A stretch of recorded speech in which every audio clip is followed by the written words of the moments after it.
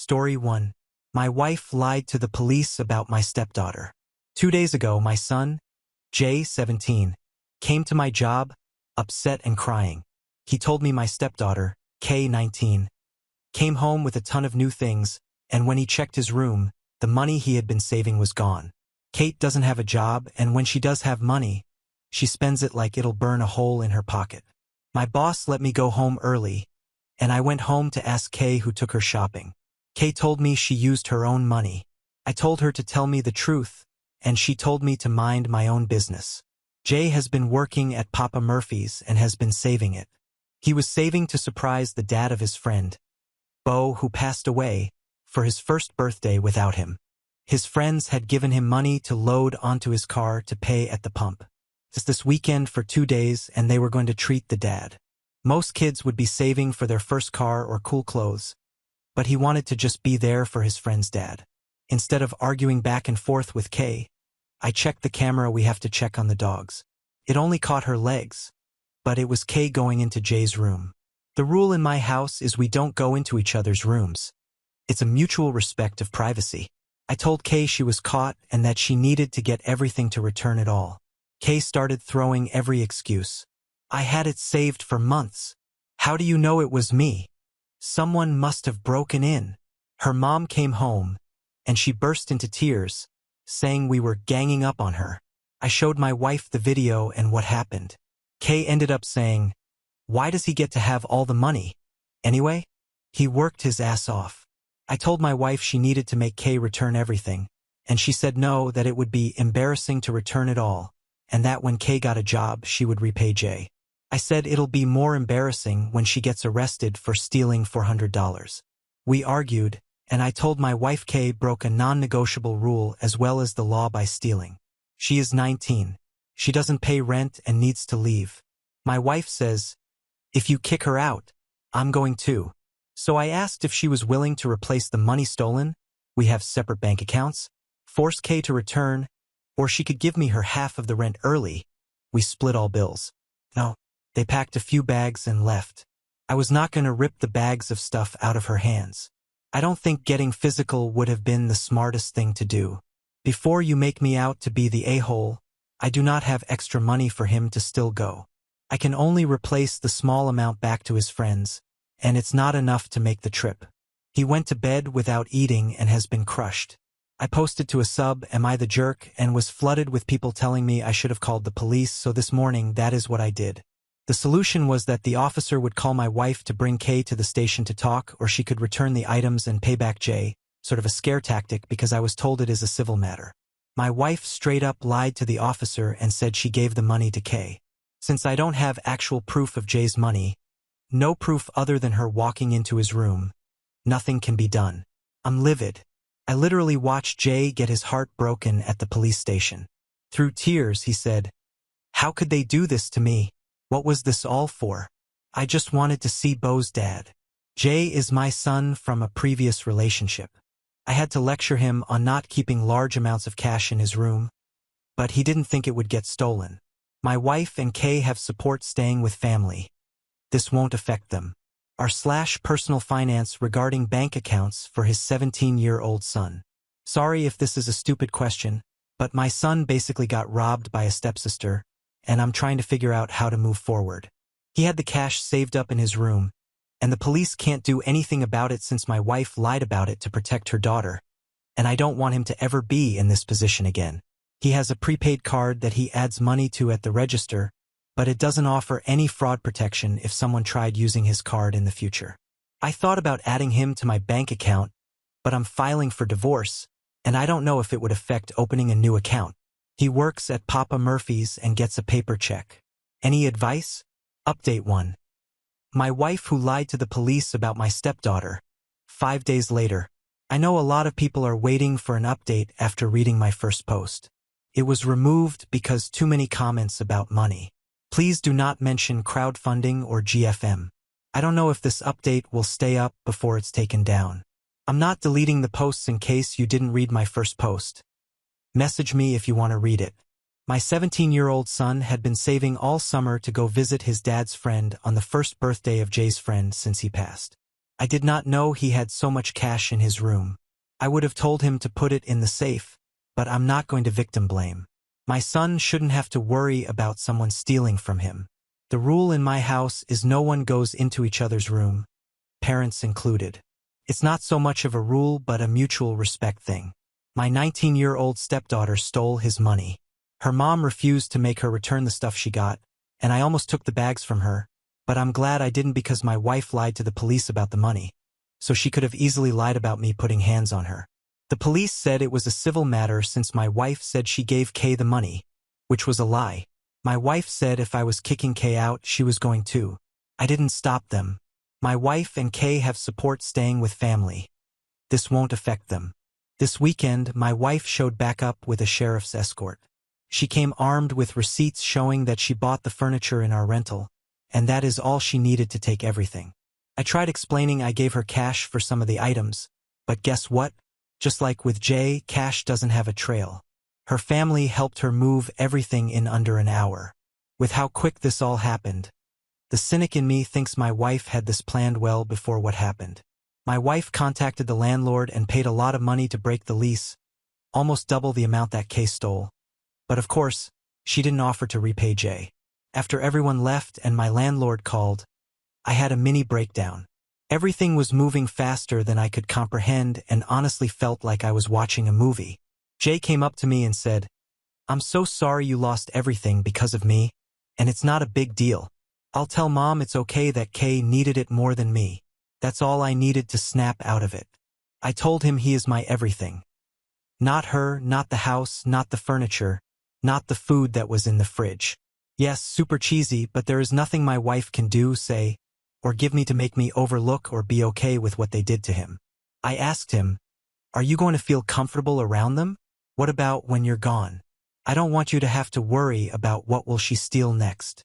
Kay is not going to get away with this." My wife made a choice when the police officer asked her about Kay. She chose to defend and protect Kay, just like I am choosing to protect Jay. If Jay isn't comfortable, I'm not comfortable, and I told him that. The people in my life have been slamming me online, saying things like, I'm uncomfortable that he would choose his son over his wife, and his son is almost an adult. It's time to grow up and be a man. It doesn't matter what age I am. I will always protect Jay. I blocked everyone after that. Yes, he is almost an adult, but that doesn't mean it's okay to steal from him. Having a crime or something bad happening to you isn't a rite of passage to be an adult. He is a responsible, hardworking, honest, kind almost man, but he is also the 8-year-old who used to run to me every day after work with a huge smile like I hung the moon. I cannot afford the full rent, so luckily, my landlord has agreed to let us leave by the 1st. The only place we have to go to is my mom's, who lives across the state. This means I have to pull Jay out of his last year of high school and transfer him. I have to sell what little we have left here, and that might include selling Jay's beater car. But the silver lining is Jay and I can transfer locations for work. Mama has always been more of a mother to Jay than my wife. Moms are healing at any age. I'm not saying I'm not devastated, but I'm not suffering emotional whiplash. And I'm not saying the things that are being said about me in real life aren't affecting me, because it is. But my son needs me. He is still grieving his friend, missing his senior year with his friends, and I'm not the kind of parent to say, because I said so, or we are moving, and you don't get a choice or opinion on it. That isn't me. Update 2. My wife who lied to the police about my stepdaughter. If you had told me 20-ish days ago that I would be searching for a decent divorce lawyer who doesn't require a retainer fee, I would have laughed in your face. For Jay's sake, I'm not going to expose you on social media, but I won't hold back if I'm asked about it. Your friends and family have your back and can't believe I would go through the shame and embarrassment of a divorce. It's mind-blowing that I'm getting the blame for this. Nobody cares about Jay except me. You'll have shown your true colors. I realize that your people are the kind who victim shame. What was she wearing? Was she flirting with him? Did she let him buy her drinks? Type of people. You're who you surround yourself with. It's not our fault your dad is broke. Jay should have hid it better. Finders keepers. I'm uncomfortable that he would choose his son over his wife. Why did he have so much cash on him? Anyway? What did he think was going to happen? That one stings because what the hell? He thought his belongings were safe in his room. It never crossed his mind that there was a possibility of him getting robbed. Kay broke a house rule by going into Jay's room. She flipped his room upside down looking for cash, and once she found it, she consciously put everything back in its place. She then took the money and went shopping. When she was caught, she got an attitude and told me to mind my business. When I asked her where she got the money because she can't have more than $5 before it burns a hole in her pocket, she played the victim and cried to you when you got home because she was scared of us for ganging up on her. She wasn't scared. She isn't sorry. She doesn't care. Kay is a sociopath. Kay committed petty larceny. I'm not going to tell him that he will make new friends at his new school, that it's only for maybe a year max, or that in the grand scheme of life this really isn't that bad. I don't need to remind him that there are kids who are going through worse things, that he just needs to get over it because he is just a kid and I'm the parent, so what I say goes. He has to start his senior year at a new school. I have to pull him from the friends he has gone to school with since kindergarten. He cried with me when I told him we would have to rehome our animals temporarily because Mama can't have pets at her place, which is where we are moving to. So I'm going to sit with him in the "this sucks" of it. He came into my room with a bag of Swedish fish to share to tell me it was okay to give up on staying here. He told me he was sorry that you weren't the woman I thought you were and that it must really hurt me. He also cracked a joke that at least we won't have to eat any more of your unseasoned cafeteria food. The only thing that is keeping me from a complete guilty break is that I know Jay knows I tried. He saw me posting everywhere to get a roommate to move in that would cover your half of the rent. He was with me going door to door in 100-degree heat to offer lawn services to the neighbors to be able to afford the additional security deposit I need because you have better credit than me. You made a liar out of me. I instilled into Jay that if he works for something hard enough, no one can ever take it or throw it back in his face if he earned it. I've been calling animal shelters trying to get info on temporary foster homes because my mom's place doesn't allow pets, and we can't stay here. Just know that there is going to be a time where you, metaphorically, possibly quite literally, can't bail Kay out. You are doing her such a huge disservice, enabling her and cleaning up her messes, because she isn't going to learn any life skills. No one likes a spoiled, entitled brat. Lord have mercy for her when she gets her first dose of real karma. So Reddit, this is my last update about this. I know I had a lot of people wondering what happened. Kay is still not being held accountable, and my soon-to-be ex has moved in with her coworker that I believe she has been having an affair with. They are fine. They are thriving. Their world isn't crushed like ours is. We have to surrender our pets and move ours away to live with Mama until I find us a new place and save up. It's not fair. Update 3. My stepdaughter has been stealing from me. A little background. About a month ago, my 19-year-old stepdaughter, Kay, stole $400 from my 17-year-old son's room.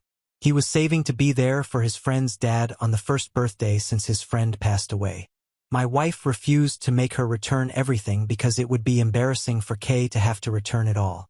My wife then lied to the police about the money, saying she gave Kay the money to save her ass. Kay committed petty larceny and got away with it. I told my wife our marriage was over. I didn't want to work it out. Her daughter is a thief. She enabled and she condoned her immature criminal behavior. 2 days ago, my son and I had to leave our rental.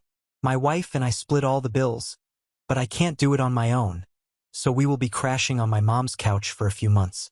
The shitty part is it's almost 6 hours away from where we are now. Jay is a senior and has gone to school with the same group of kids since pre-K. He has to switch schools, but I told him I would sleep in my car for a week while he stays with a friend so that he could go to the homecoming dance next week. Today, I went to fill up my car with my emergency credit card. This weekend, I have to drive to my mom's to drop the first load of stuff off so that I can safely live out of my car without raising suspicion. My card declined. I called customer service, thinking it was denied as a security precaution because I haven't used it in months. It's truly an emergency card, but since I have $9 to my name right now, I had to use it. The rep tells me it was denied because it's maxed out and if I want to use it, I would have to make a payment. My card was used at Sephora the same day that Kay stole Jay's money. She spent my $500 and Jay's $400 on makeup. I asked the rep why I wasn't called because it was a suspicious charge, and I was told they tried. I found out the number on my account was my wife's. There was an online account for my car that I didn't create. I have kept my wife and I's finances separate. She was not on my card. I reported the fraud with the rep but won't get the money back until after an investigation. I went to Sephora and pretended I was buying my daughter something but wasn't sure what she liked. So, after a few questions, they pulled up her beauty insider info. She is a rouge. Whatever the hell that means. I asked what the return policy was and then I left. I'm so furious. After a heated phone call with my wife, I was blocked. I don't know where they live or I'd show up to get the shit back to return. My wife and Kay moved in with a coworker who I'm pretty sure was having an affair with. Once again, these heifers are living their life without interruptions. And it's nothing but heartbreak for Jay. I now have to go through our stuff to find some things to pawn to get gas to make it to my mom's. But Jay will have to come with me because I can't afford a second trip back. No homecoming dance with his friends because a sociopath can't keep her hands off other people's money. I put my wallet on the top of the fridge the minute I walk in the door. I still have the physical card. How long does an investigation take? Since we are married, is she allowed to use my card or let her daughter use it without my permission? When I went to the police station for Jay's money, I was told it was a civil matter. The solution was that the officer called my wife to bring Kay to the station to talk, sort of a scare tactic, but my wife straight up lied and said she gave the money to Kay. Should I report the credit card to the police? Or will I just be wasting my time? We live in Nevada. Update 4. Sure. I'll pick up your Sephora package. Posted on r/petty revenge around 8 a.m., I started receiving a ton of texts from my stepdaughter. I thought it was an emergency, that someone had died or something serious, because I can't recall the last time she was awake before noon. She was telling me that she had a package that was delivered today to the house. She asked me to contact the landlord to pick it up because when she tried, the landlord wouldn't give it to her. Help her get a package that she stole my credit card to buy? Today was my last day at my job before I transferred 6 hours away to crash on my mom's couch because she stole from my son and I, leading to me divorcing her mom. Text after text, damn near demanding I do it right away. After work, I went and got it. It had my name on it. She put it in my name to avoid it getting flagged by my credit card company. It was a partial order from when she went on a shopping spree. The items had been back-ordered. It was a box of makeup from Sephora. I opened it. Again, it was in my name. It was over $200 for 4 little things. There were also a ton of little sample products. I took a picture of it and sent it to her. She started thanking me and how I saved her night out because she ran out of foundation. She was talking to me like I was her buddy, all excited. My jaw literally dropped at the audacity she had. She ruined my son's senior year, and she thought I was going to help her so she could go out tonight with her friends? She didn't respond to my son when he tried begging for his money back but had the nerve to ask me to help her. I took it to Sephora to get a refund, but because the card that was used to purchase it was frozen/closed, I couldn't get cash. The girl working said she could return it for store credit to Kay's account. Absolutely not. I think the hell not. So I took it to an organization that helps women get ready for job interviews so they can get back on their feet. I texted her that they said thank you and that it would really make a difference since donations were low. She lost her shit, cursing me out for giving away her stuff, how she was going to call the police if I didn't get it back within an hour, saying she was going to go get it back. What kind of punk tries to get a donation back from the needy? I ruined her night, because now she doesn't have any foundation makeup and how dare I think it's okay to do this to her? The last and only text response I gave was, I would probably avoid the police right now, especially since mommy is out of town for work. Who would bail you out? I got her package that I didn't even know about, which ended up adding more fuel to my fraud case. I do have this on another sub, but since finding this one, I think it fits better. Update 5, my son gets to stay. I had a lot of people on my previous posts wanting an update, and I finally have one. A quick refresher if you can't see my post history. My stepdaughter stole hundreds of dollars from my son. My wife wouldn't make her return the things she bought and flat out lied to the police, saying she gave the money to her. I chose my son over my wife and Kay. I immediately kicked Kay out and my wife went with her. My wife terminated our lease early, and I was living out of my car while my son stayed with a friend so he could attend homecoming week and his senior homecoming dance with his friends. The plan was to move across the state to crash on my mom's couch because she is the only family we have. Jay was crushed, but there was no other choice. Or so I thought. The day I was supposed to take our first load of things to my mom's, I discovered my emergency credit card was maxed out by Kay on makeup at Sephora. This was a blessing in disguise because while I was waiting for the fraud investigation to clear, I found a place that I could afford, and it is 5 minutes from the school. Jay gets to stay with his friends at the same school and gets to start back at Papa Murphy's, where he worked all summer. I'm officially filing for divorce. I'm pressing charges on behalf of Jay and myself against Kay for the theft. I have audio recording messages, emails, and FB screenshots that my lawyer says will be a slam dunk. The only heart-wrenching thing is we can only afford 1 pet deposit, so 2 of our animals have to be surrendered. All 3 pets have been with a foster, but it isn't working out, so we have to let 2 go. But this will be the last super hard decision we have to make for a while. I'm looking forward to healing and moving on from the toxic person I married and her twit of a daughter. Despite her pleas and attempt at publicly humiliating me on FB, I will never forgive her for this. She thinks I should be embarrassed for getting a divorce, but I would be more embarrassed staying with her after she showed me she had 0 regard for my son. It's not a new chapter. On Tuesday, Jay and I start our new book of life. Update 6. Will I be the jerk for ruining a 19-year-old's life? I've posted a lot over the situation, but today I got some information that has me second-guessing, so I'm here to ask Reddit. A brief recap is that my ex-stepdaughter stole hundreds of dollars from my son. My ex-wife refused to make her pay him back and lied to the police about it, so it became a civil matter. After my emergency card was denied getting gas, I found out Kay also used my card for hundreds of dollars. When I confronted Kay and my ex, I was ignored and blocked.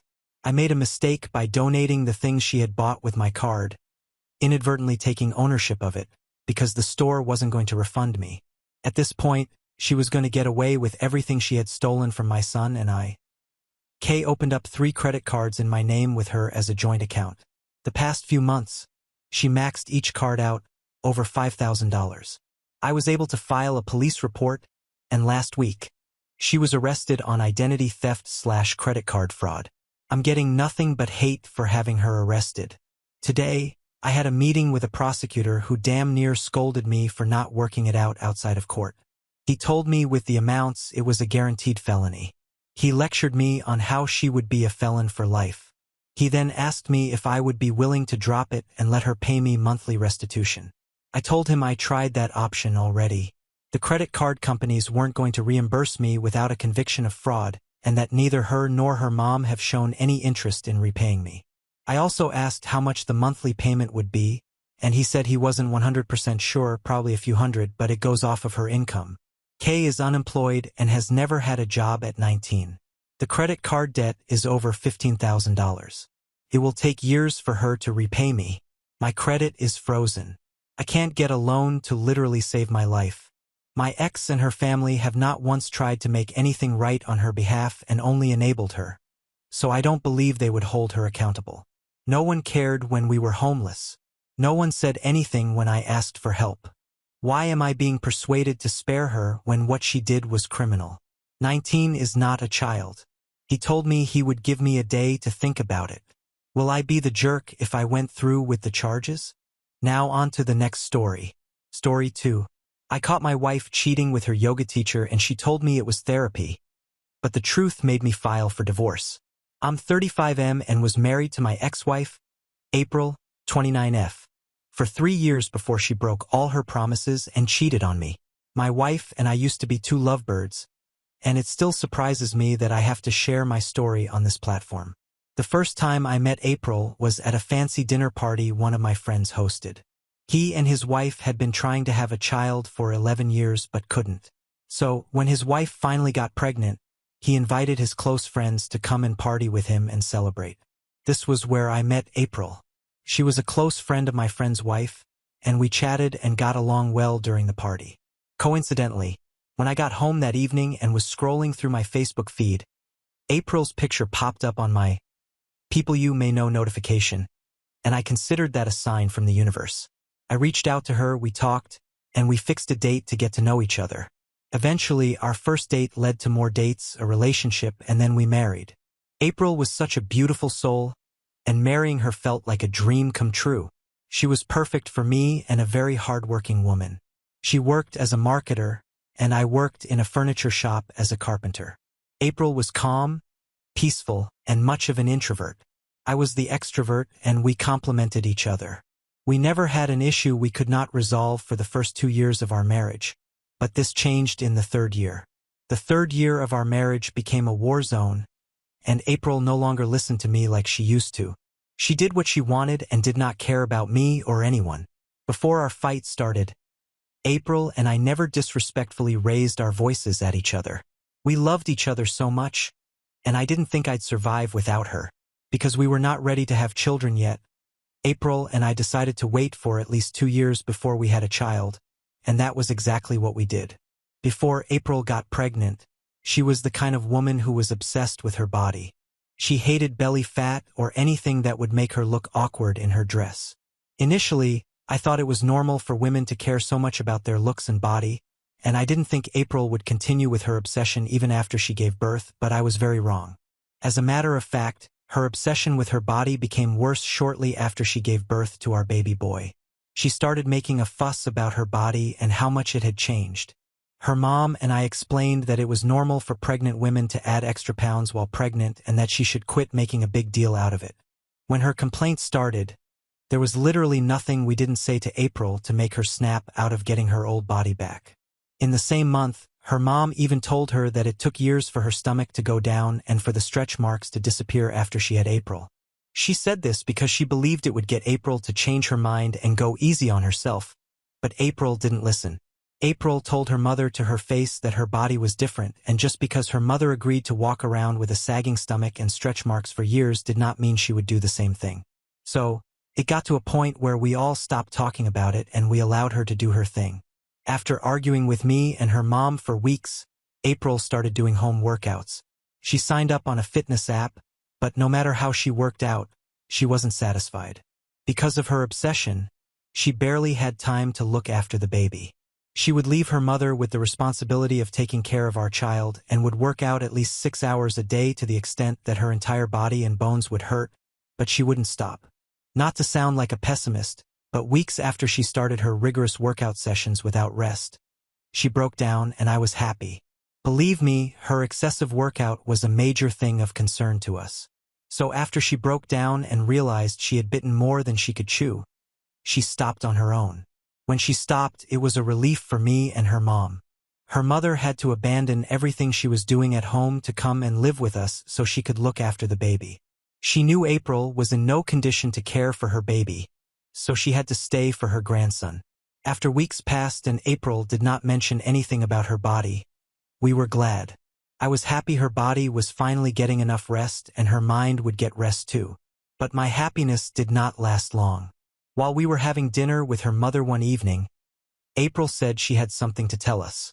Initially, I thought she would say something about taking full responsibility as a mother, but no, it was about her body.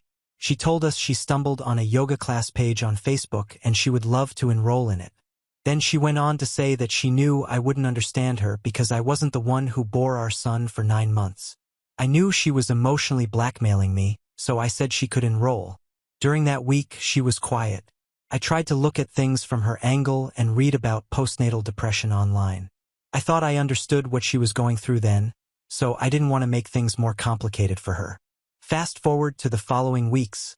April started her yoga classes and attended them religiously.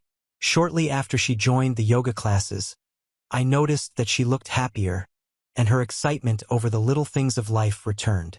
Before she joined the yoga classes, I was always careful with my words and I had to think twice before complimenting her because she picked offense quickly. For example, if she wore an old dress and I told her she looked beautiful, she would say I was mocking her and make a fuss about it. The same applied to her looks and every other thing. If I called her beautiful, she would say something like, "I'm sure you meant to say fat," and she would ruin the moment. But after she started her yoga classes, she was like a teenage girl trying to explore the world. Most times, she would even come to me and ask how she looked in her Skechers or whatever she wore. She became more concerned with her looks in a more positive way. Honestly, I was impressed and happy that my wife was gradually returning. I believed that the influence of the other women from her yoga class was finally rubbing off on her, and she was beginning to view her body from a different dimension. While all of this happened, her mother was still with us. We expected she would also change in caring for her child, but this was the one area we had a problem with. April depended on her mother to care for our son and would prefer to leave breast milk in bottles than breastfeed our son directly. As if that wasn't enough, she moved from attending her yoga classes once a day to twice a day. When this happened, I complained to her that her yoga classes were taking all her time and she no longer spent time with us, her family, like she used to. But April didn't listen. She started getting defensive and would say things like, "You're joking if you think I will quit my yoga classes just to spend time with you." The most annoying part of it all was she was given a few months' leave from work to look after our baby, and she spent most of that time doing something else. Within a twinkle of an eye, we moved from the happy and peaceful couple we were known as to a couple that always argued. There was no day we didn't argue. If it wasn't about her yoga class, it would be about the house and how she left the responsibility of cleaning, cooking, and laundry to her poor mom who was already struggling with caring for our baby. On my end, I tried as much as I could to balance work and looking after our son. Our son was a night owl and loved waking up at night. I knew I had to carry him around at night because my MAL would be so exhausted by then. On her end, April did not care if our son woke up at night. She would cover her head with the pillow whenever he started crying, and I would be forced to go and get him. She wanted her beauty sleep of 10 hours. This happened almost every night, and I got fed up at one point. If I confronted her about the issue of not attending to our son at night, she would tell me she carried him for 9 months, even on the days she didn't want to, so it was my turn to carry him.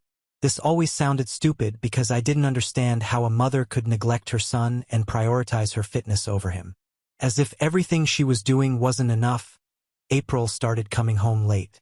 The first time she did it, she said her yoga classmates were going for a hangout, so she joined them to have fun. I didn't have an issue with her hanging out with her friends, but I was mad because she didn't inform us that they would be late. We kept waiting for her at the dinner table. I believed it wouldn't happen again, but that was only the beginning. She started keeping late nights, and sometimes she would say she had a one-on-one yoga class with her yoga teacher. When April mentioned her one-on-one yoga class with her teacher the first time, it didn't sit well with me because it didn't make sense. She was already doing 2 classes a day, and I wondered why she still needed the one-on-one class. I told her she needed to stop because I would not watch her neglect her family for selfish reasons. We had a severe argument about it, leading to her sleeping out of the house. This had never happened before, and throughout that night, I couldn't sleep because I was worried about her. Her mother was also concerned, and we called all her friends, but none of them said she went to their place. She wasn't taking my calls either. Deep down, I blamed myself for speaking to her like that. Fortunately, she returned the following morning, and I was the first to apologize. We had never had such a fight before, and her mom was shocked that she left the house in anger, which was very unlike her. April also apologized and admitted that she acted childishly. She told us she did not want to inconvenience any of her friends, so she slept in a motel, and we believed her. Later that week, she stopped staying out late and began to spend more time with us, but the following week, she went back to her real self. I don't know why, but I had this gut feeling that she didn't sleep alone at the motel that night. I tried to get rid of the thoughts, but they kept returning, so I decided to investigate. My suspicion was that she was seeing someone else after her yoga classes because she was steadily chatting on her phone the night we fought, and the next thing she said was, "I need somewhere to cool my head," and she walked out on me. I decided to do some digging, and I started with her phone. Not to sound funny, but April had a closer relationship with her phone than with me.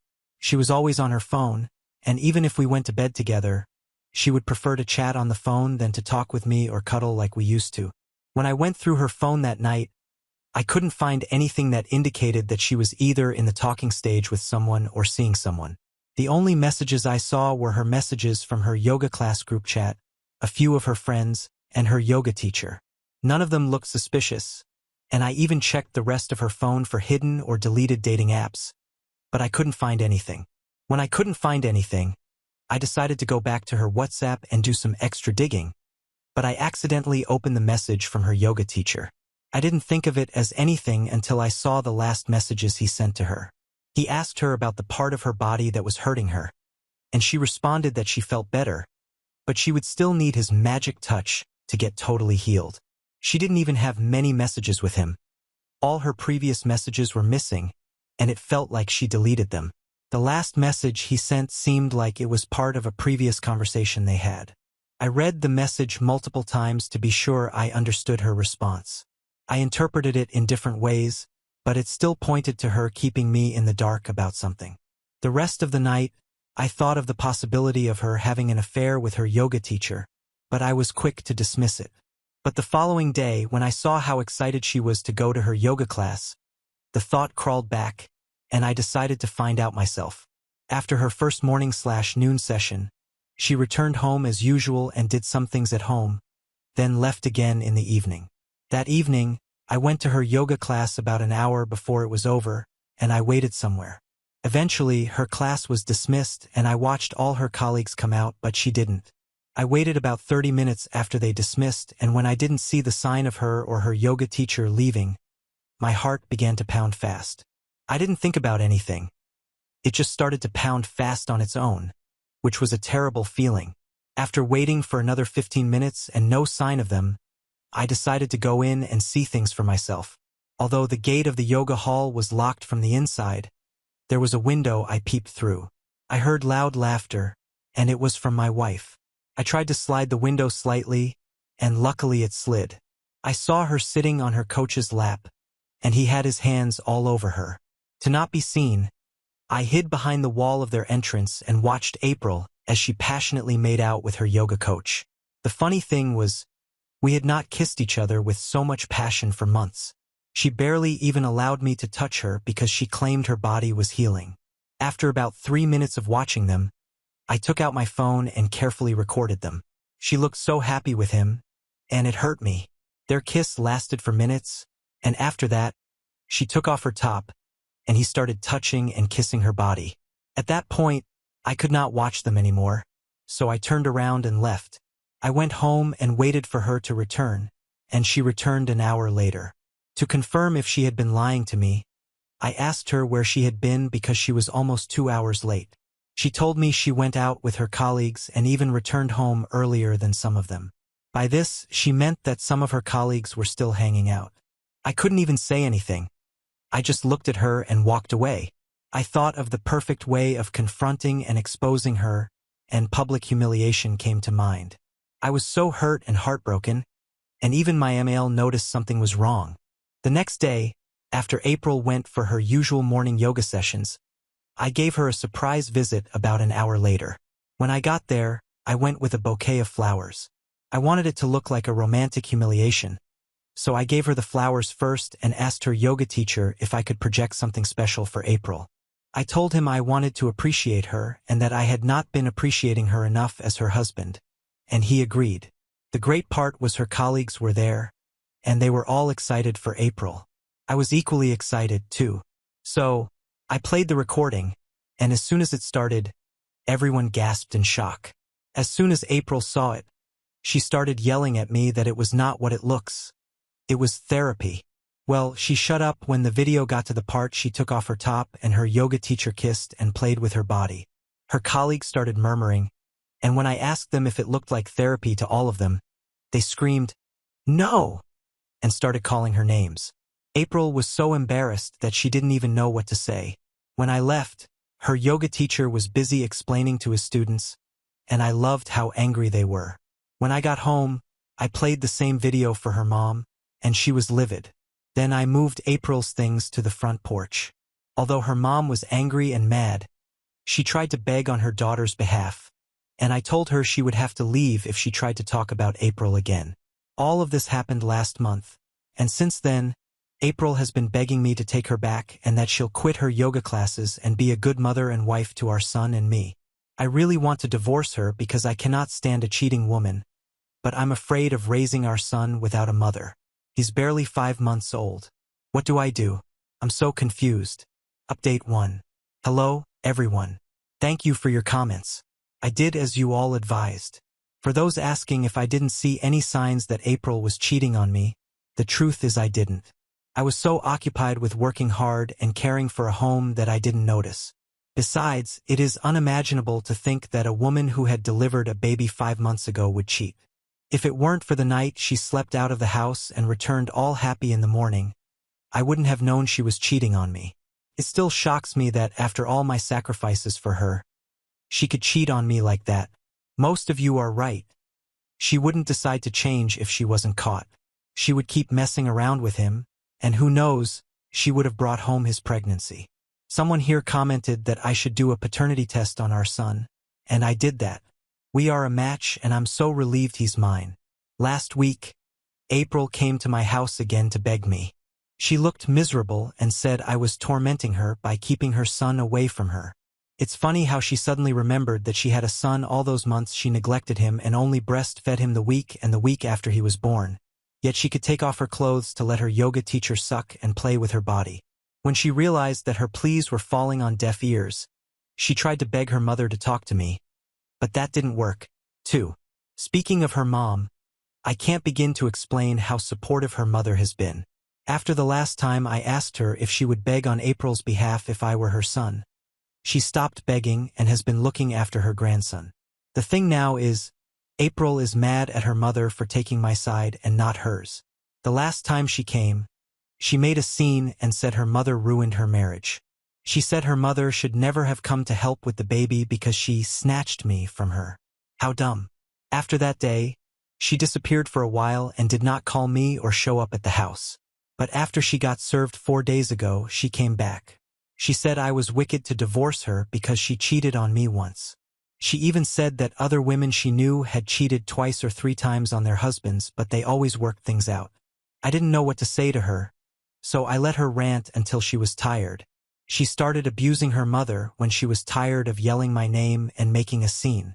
She called her mother all sorts of names and said her mother and I were having an affair and that her mother was shameless to snatch her daughter's husband. Her mother was so disappointed when she heard that, and out of anger, she confronted her daughter, and April assaulted her mother. It got so bad that the neighbors had to come out, and we had to call the police on her. Our court hearing is next week, and I will make another update as soon as our divorce is finalized. Meanwhile, I got a restraining order for April. Whether her mom is at my house or not, she has no right to show up. Update 2. Hello, everyone. I come bearing good news. So April and I are officially divorced, and I won custody of our child. As some of you suggested, I asked her mother to go and I hired a live-in nanny. The sweetest part is that April will also be paying child support and will only see the baby on weekends. Our case was tough, but seeing that she never cared about our baby, I couldn't let her take my son away from me. After we finished the divorce case, she hasn't stopped calling me and has been sending messages on Facebook. I even had to block her, but she won't stop. She keeps opening new accounts and sending message requests.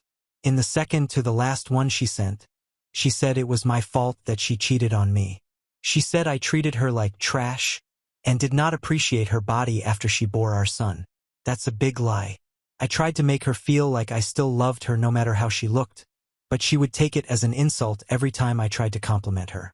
She went on to say that her yoga teacher made her feel loved and made her comfortable in her skin.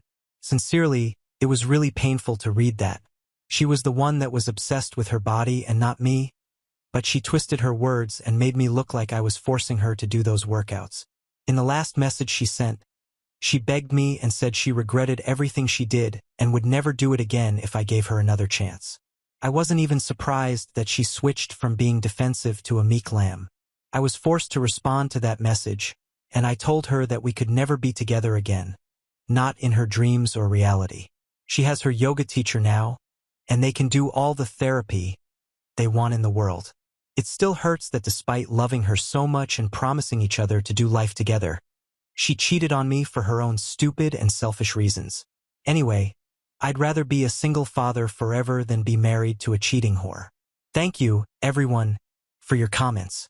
I wouldn't have done this without you, And because of you all, I didn't let my emotions take over my sense. Now on to the next story. Story 3.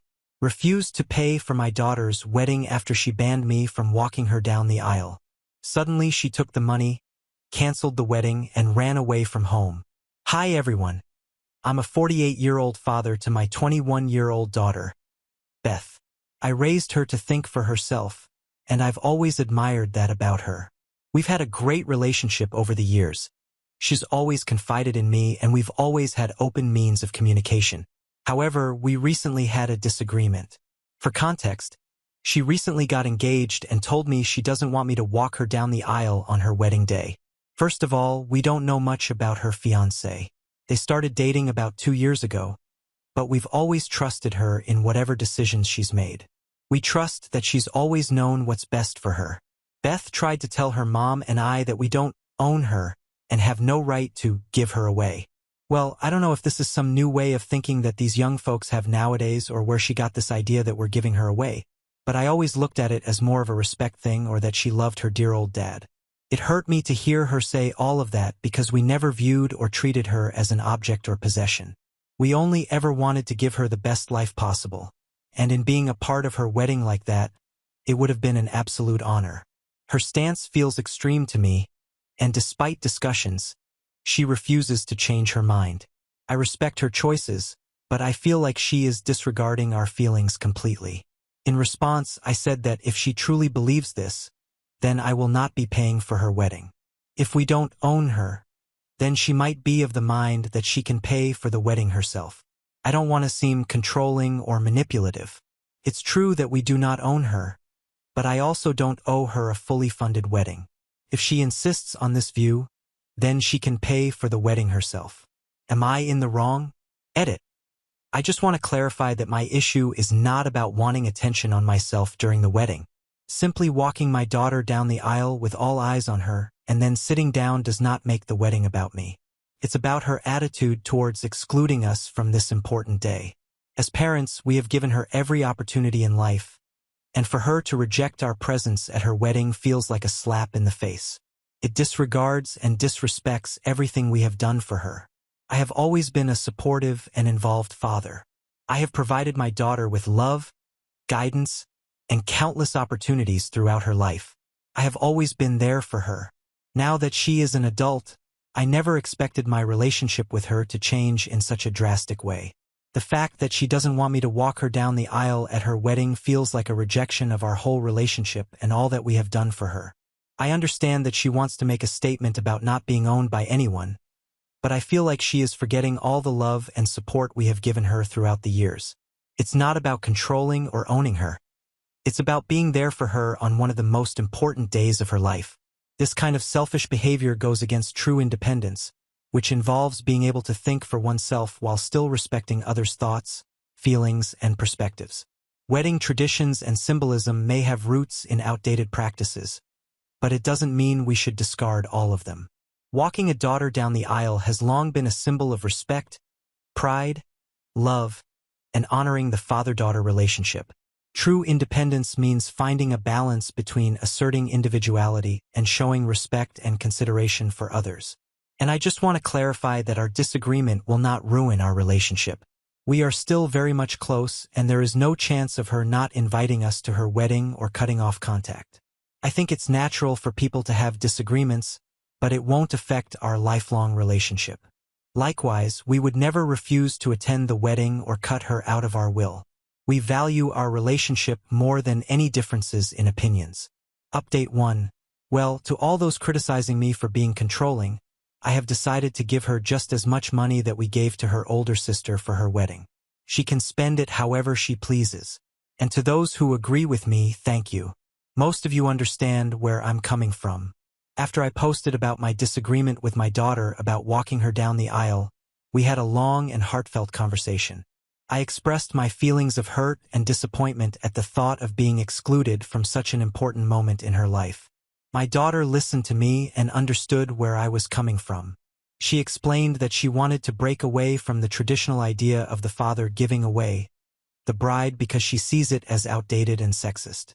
She also didn't want to feel like a possession being passed from one man, her father, to another, her husband.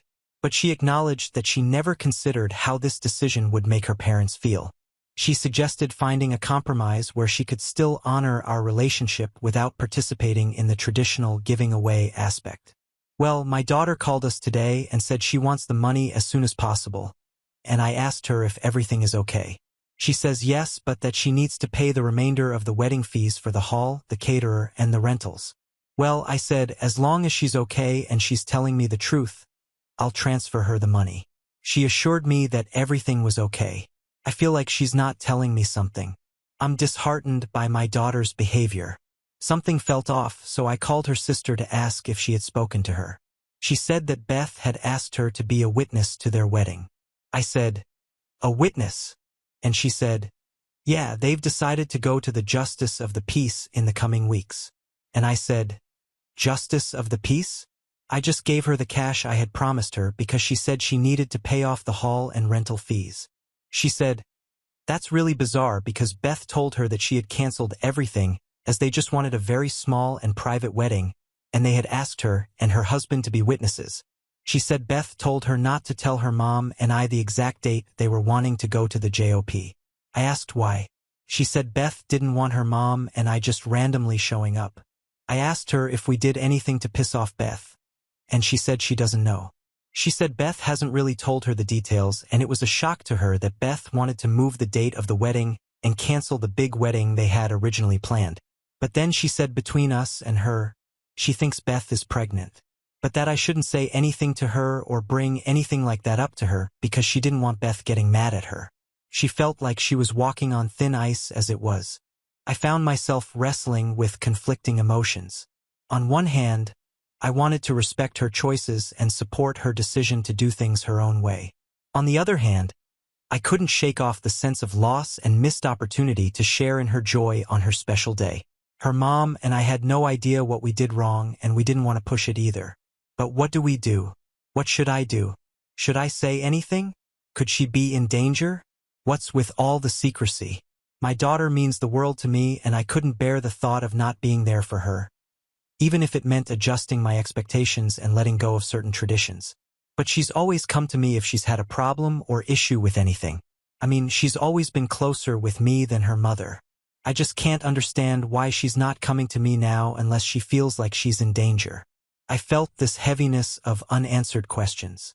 My daughter's abrupt decision to ask for our financial assistance and opt for a clandestine ceremony at the Justice of the Peace left me reeling. Should I confront her or should I respect her wishes for privacy, trusting that she would confide in me when the time was right? It didn't feel right transferring the money, but in fear that she was in some serious trouble, I went ahead and sent the money. I guess the deal was however she pleases. She texted me and thanked me. My gut is telling me something is wrong. Update 2. I ended up calling her, and at first she wouldn't tell me. She actually got mad that I knew about what was happening, and I said this has nothing to do with her sister. She ended up telling me that her fiancé needed the money to start up his own business. I was taken aback by my daughter's revelation. Her sudden change in plans and the true reason for needing the money felt like a betrayal. I tried to understand her perspective, but I couldn't shake off the feeling of hurt and disappointment. The fact that she kept such important details from us made me question our relationship and communication. As a father, I had always been there to offer support, guidance, and assistance whenever my daughters needed it. To be left out of such significant moments in her life without any explanation stung deeply.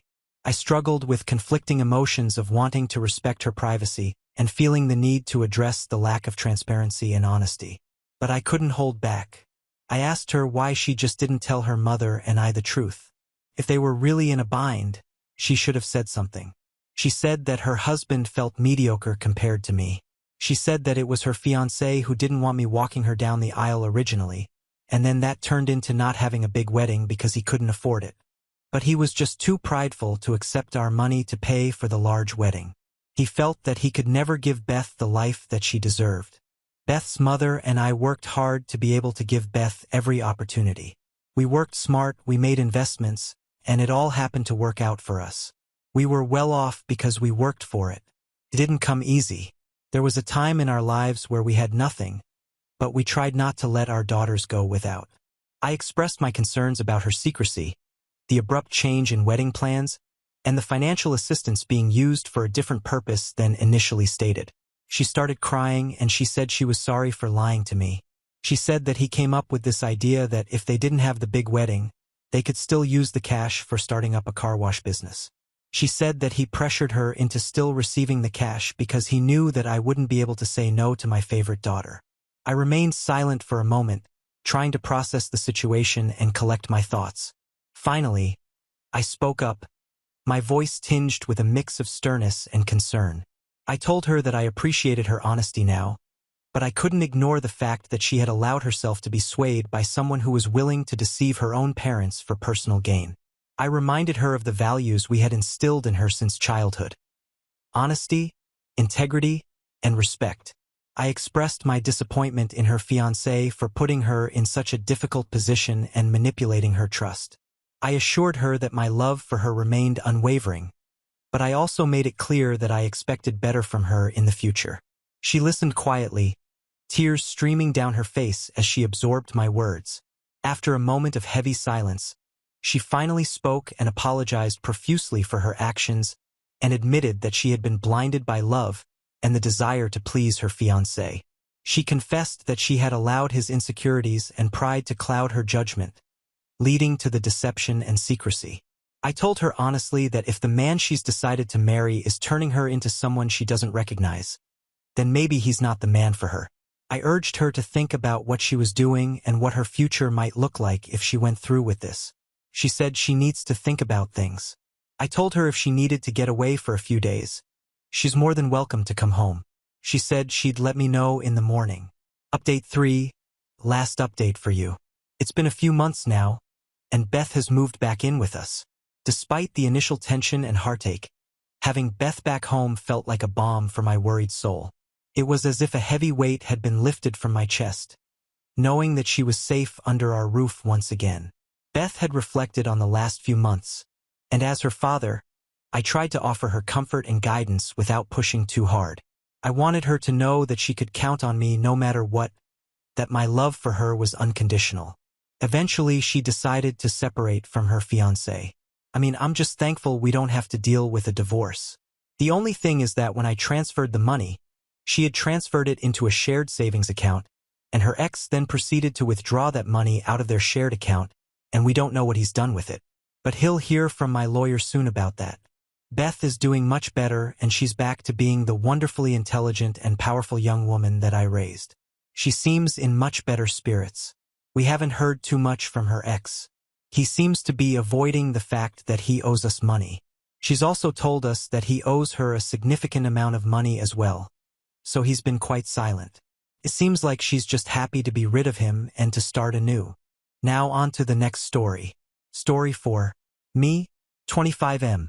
With my wife, 30F, 3 years. How do I get out, stay out, and never, ever find myself in a relationship like this again? Dear Reddit, I don't really know what I should write or how, but I have to talk to someone about it. Turned into quite a bit of text, and I think I already know that I shouldn't be married any longer, but I would like to know up from down so that I can avoid ever getting into a relationship like this again. I have never really been an outgoing guy, but I've been content with being with myself. I've always liked reading books, playing music, computer games, and all those other things where you can lose yourself to something.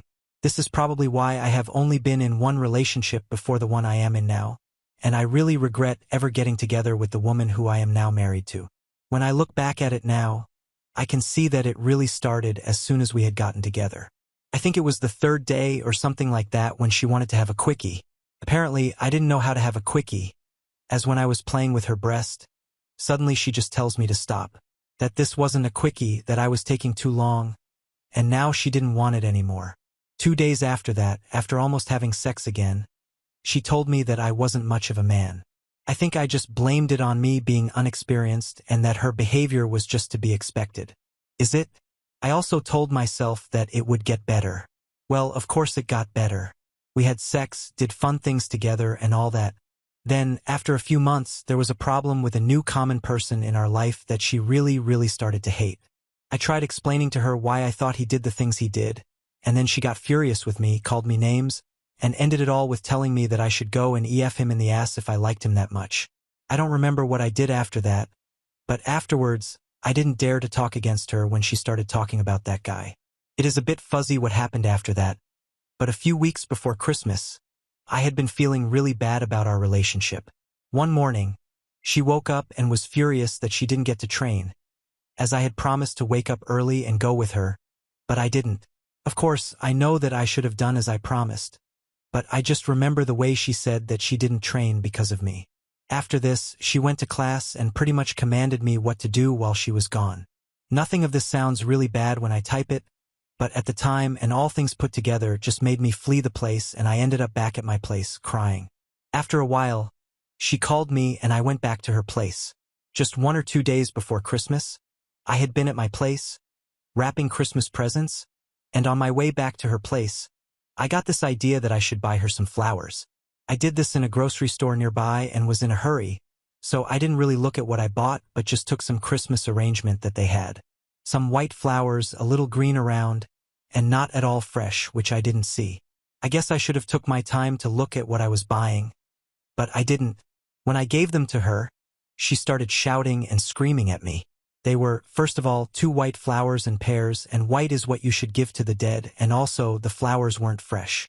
I don't remember if they were like brown or dead already, but we put them in a vase afterwards. Of course, I can understand that she was upset, but she just continued and continued and continued until I started crying, put on my shoes, and left. After walking around a bit, I returned, and then I guess we did something, and I don't really remember Christmas. There are a lot of other situations like this, but I can't write all of them because no one is going to have the patience to read it all. But then, when we'd been together for a little more than a year, I proposed to her, broke up for a few hours a week later, got married when we'd been together for 2 years, and now that is almost a year ago. For all of these 3 years, I had heard so many things about how I do things wrong, how I make her feel miserable, how I am not by her side, that I don't have any ambition, that I don't do anything that is fun, that I don't fight for us. I am not romantic, how lazy I make her, that she started to be unambitious like me. And I guess a lot of it is true. I like to socialize but not really to go to social gatherings and meet new people. I make stupid things. I don't really have any ambition. Know me in 10 years? I'm not a romantic kind of guy that comes up with fun, impulsive things. But some of it just makes me furious to think about. It's not that I'm not by her side. It's that she does and says things I don't like or brings up things I think are private and expects me to agree with her and be supportive. Instead, I get really defensive, which I know is horrible of me, and try to make it sound not as bad as I think she makes it sound. Sometimes I think I manage to be by her side, but then afterwards I get to hear how it really was. The thing that she feels that she is lazy and has started to be like me, I don't even know what to say about. You get affected by the people around you, so maybe I do that. And of course, there have been a lot of good times also, and there is a very likable, awesome girl that I am married to, but all this other stuff is slowly eroding me away. A week ago, I broke down, or however I should explain it.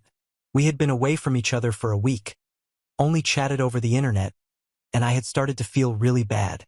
She had been telling me that I, yet again, was not fighting for her and had really never done it. We were friends before we were a couple and didn't never really date. It all ended with her telling me as a joke. She told me later, not a joke, but not entirely serious, that we were now divorced.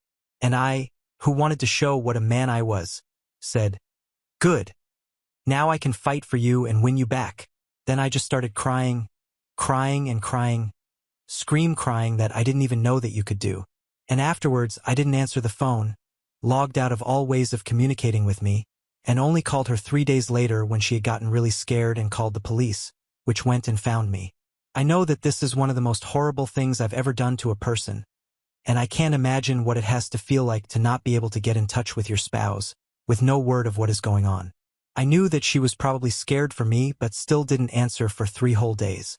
Now I've started talking to her again, planning to fly and be with her, and everything was going to be all right, but tonight when I called her on the phone, I got a very thorough explanation of how angry she was that I just disappeared like that, how bad and immature it is to do something like that, and that you can't just let things go when you are a grown-up, which I understand.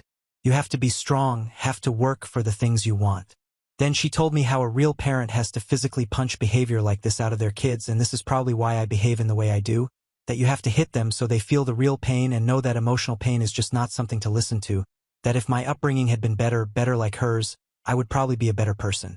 So after that, I think I told her I couldn't talk anymore, couldn't take it, and hung up.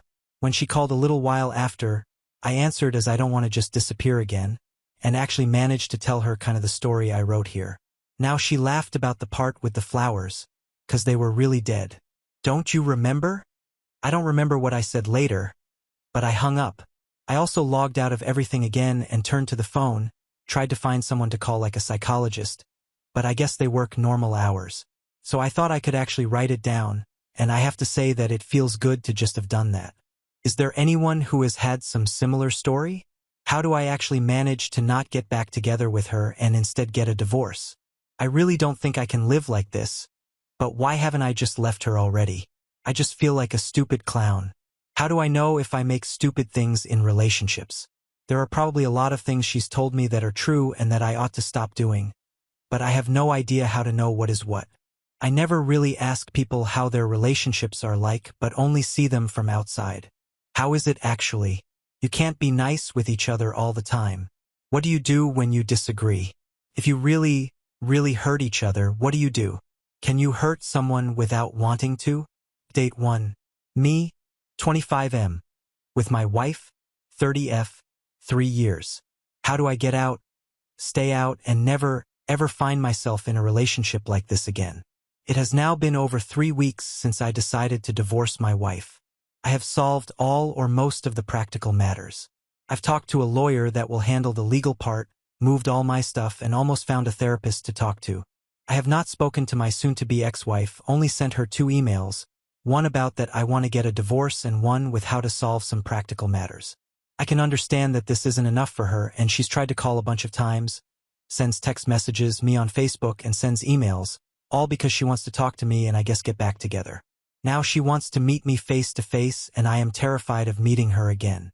The situation is as follows. I'm from country A in Europe and she's from country B. We both studied at the same university in country A and have an apartment there. I got a job in country C where the company fixed an apartment for the first few months, and me and my soon-to-be ex lived there. 5 weeks ago, she went back to country B for medical reasons because it was easier for her to get a doctor there. So when I decided that I couldn't live like this anymore and wanted a divorce, I was in country C. She's in country B. I then went back to country A to get the divorce and move out my stuff from our apartment there. Now she's back in country C, and I've been told by my colleagues that she's going to stay there until I get back so she can meet me. My flight there is in a few days. I can't really sleep, and I even had a nightmare about her last night. I was in some house, knew that she was searching for me, and I just tried to hide and was scared as hell until I woke up. What do I do? If it was up to me, I would never ever meet her again. I don't want to have her affect how I behave and hide from her, but I have no idea what will happen if I meet her, and that scares the shit out of me. Is it possible to just cut someone out like this? If I have to meet her, how do I handle it? Update 2. Me, 25M. With my wife, 30F, 3 years. How do I get out, stay out, and never, ever find myself in a relationship like this again? I read all of your advice in the previous post and thank you for your answers. Last weekend, I met some friends and family, packed my stuff, and went back to country C. First, my ex's bank card had just expired, and of course the new one was in country A, and of course she couldn't leave country C before she got it, even with a full tank of gas and lots of cash. I brought it with me anyways. It was hers, and if it meant she would leave, I was happy to bring it.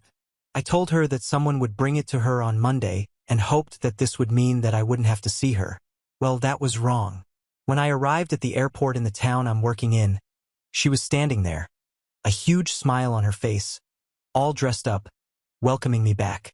I don't remember exactly what I said, but I immediately handed her her bank card, said something about how I didn't want to speak to her or anything at all. She continued by hugging me, talking a lot about how we should get together, talk about it, solve it together. You get the picture. I was quite panicky at this moment as I was waiting for my luggage and didn't want to just leave it there. I tried to walk outside, but she followed me there. I tried to tell her to stop following me, but she wouldn't. It all ended up with me going to the employees of the company I was flying with and asking if I could hide with them. Sounds quite silly when you just write about it like this, but I was terrified. The employees were really nice and helpful though, got my luggage for me and told me where I could find a taxi. After getting into the taxi, my lovely ex-wife stopped the taxi, talked in through the window and asked something like, "Are you 100% sure that you want to end our marriage over a misunderstanding?" I still don't know what she meant, but I told her yes. And then the taxi driver to drive me away from there.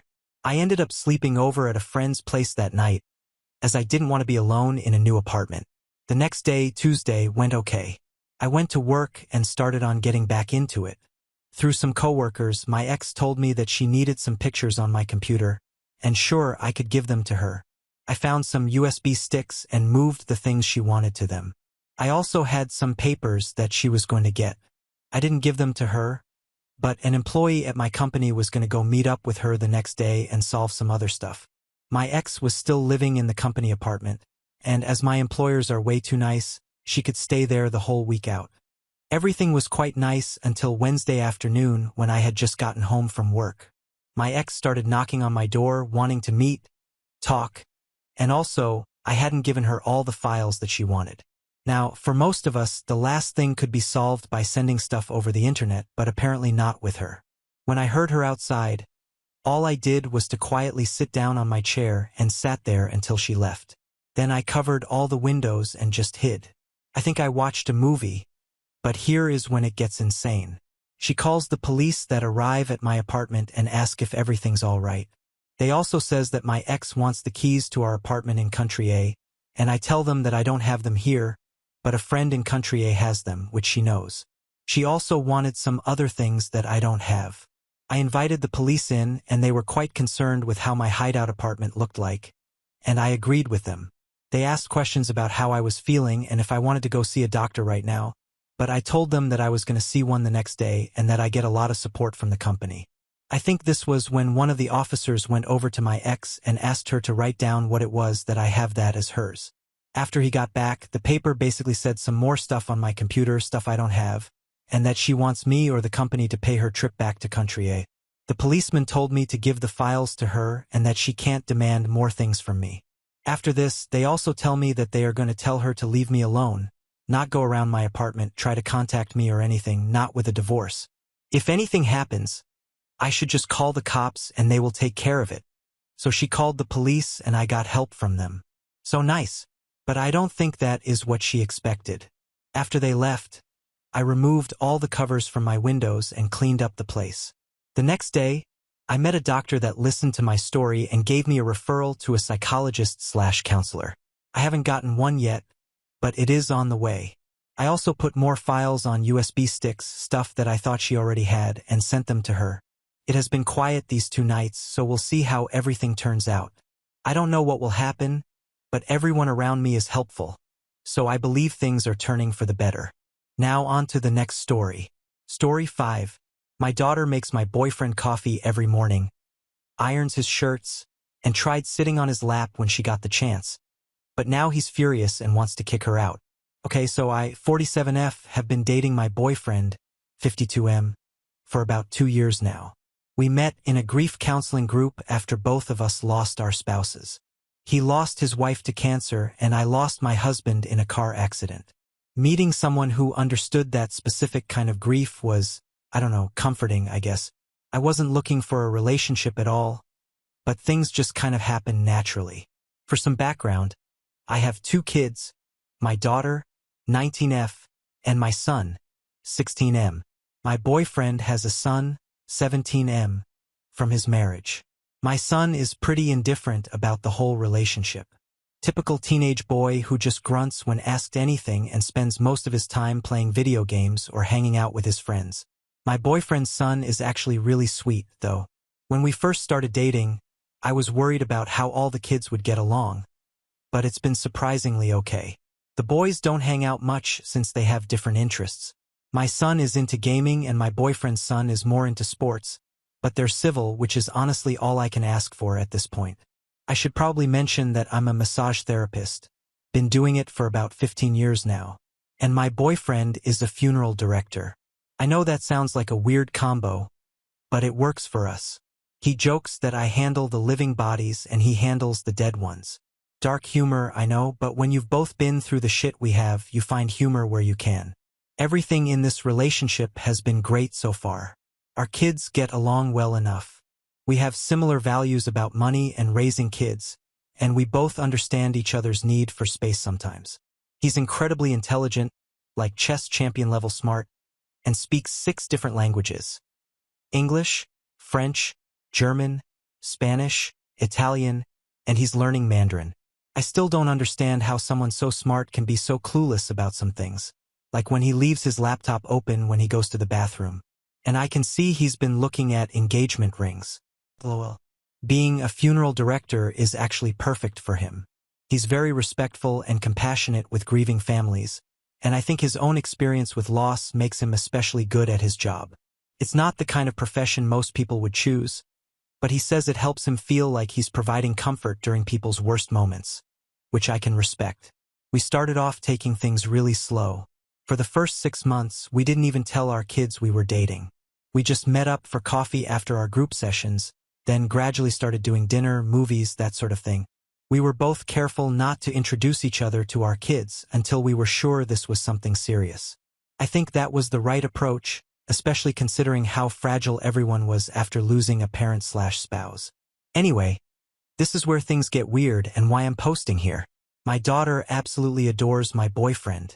When we first started dating for real and I introduced them, I was honestly surprised how quickly they hit it off because she's extremely shy and took her dad's death really hard. She barely spoke to anyone for months after it happened. Even before his death, she was always more of a daddy's girl, and we had the usual mother-daughter tensions through her teen years. But with my boyfriend, she was actually talking and smiling again within minutes of meeting him. I didn't want to question it because I was just relieved to see her coming out of her shell, you know? But as time went on, I started noticing some stuff that made me uncomfortable. For starters, on Valentine's Day this year, he got me a beautiful bouquet of flowers, which was expected. But then he also got a single rose for my daughter. She still has it hanging upside down in her room to preserve it. At the time, I thought it was sweet that he was including her in the holiday, but now it sits weird with me. Like, who gives Valentine's gifts to their girlfriend's daughter? I mentioned it casually to my friend, and she said it was thoughtful, but her tone made me think she found it strange, too. Then there's the morning routine. She gets up early every single morning to make him a latte before he goes to work. Like, sets an alarm and everything just to make sure it's ready for him. She never did this kind of thing for her actual father, and she certainly doesn't do it for me.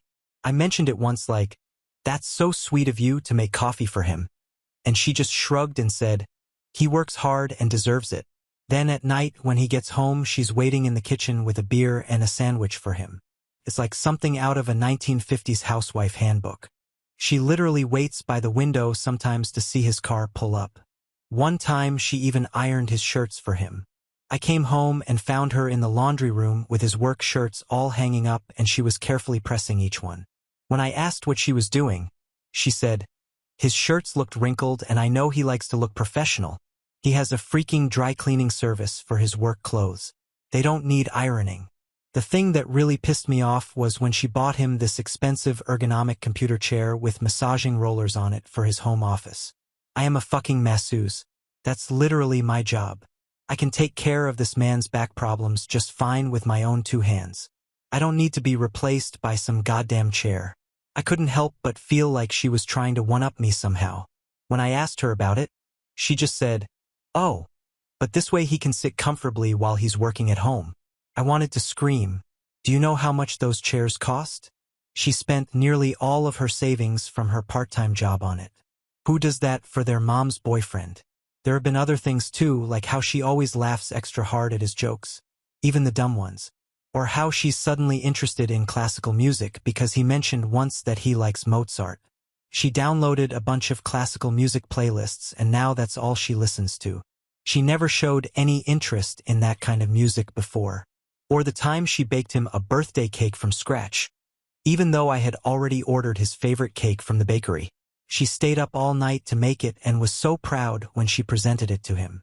I felt like such a jerk because of course he had to eat a piece of both cakes and tell us they were both amazing. The whole thing just felt like a competition I didn't sign up for. I finally sat her down and asked point blank why she keeps doing all this stuff for him. She just said she likes him. I pushed for more details and she started listing things off. He's nice. He's smart. He's funny. He's interesting to talk to. He listens when I talk. Blah, blah, blah. But what really stuck out to me was when she said, "And I love the way he dresses." This is where I need to rewind a bit. My boyfriend wears suits every day because of his job. Nice black suits with ties. When I first started dating him, my daughter would always refer to him as that sharp-dressed man. She'd ask stuff like, "Are you going to see that sharp-dressed man again?" Or, "When do I get to meet your sharp-dressed man, Mom?" At the time, I thought it was just her way of showing approval. She's always said she wants to marry a man in a suit someday. So, I figured she was just happy I found someone who fits that image.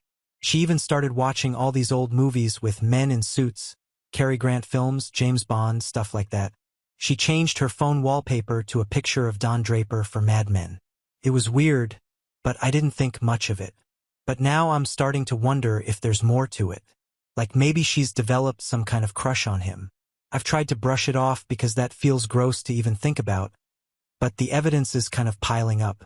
We just bought a house together a few months back. It's a big step and I'm fully invested in this relationship. I love this man and I know he loves me. As I mentioned earlier, I'm pretty sure he's planning to propose soon based on his browser history. Again, how can someone so smart be so bad at covering their tracks? The house is nice, not huge, but big enough for all of us. My daughter and son each have their own rooms, and there's a guest room for when my boyfriend's son stays over. He lives primarily with his mom, but visits every other weekend. We've been slowly making it our own, painting and getting new furniture and all that stuff. My boyfriend and I are sharing the master bedroom, of course. Shortly after we moved in, my daughter started finding reasons to knock on our bedroom door in the evenings. She'd ask random questions that could definitely wait until morning or say she heard a noise and wanted to check if we heard it. 2. It got to the point where my boyfriend joked about putting a "Do Not Disturb" sign on the door. I laughed it off, but it was starting to get annoying. Then there was the time she accidentally walked in on him in the bathroom. He was just washing his hands, thank God. But she didn't apologize or seem embarrassed at all. Just stood there for a moment before saying, "Oh, sorry," in a way that didn't sound sorry at all. When I brought it up later, she claimed the door wasn't fully closed and she didn't realize he was in there. But our bathroom door sticks a bit, so you have to pull it hard to close it.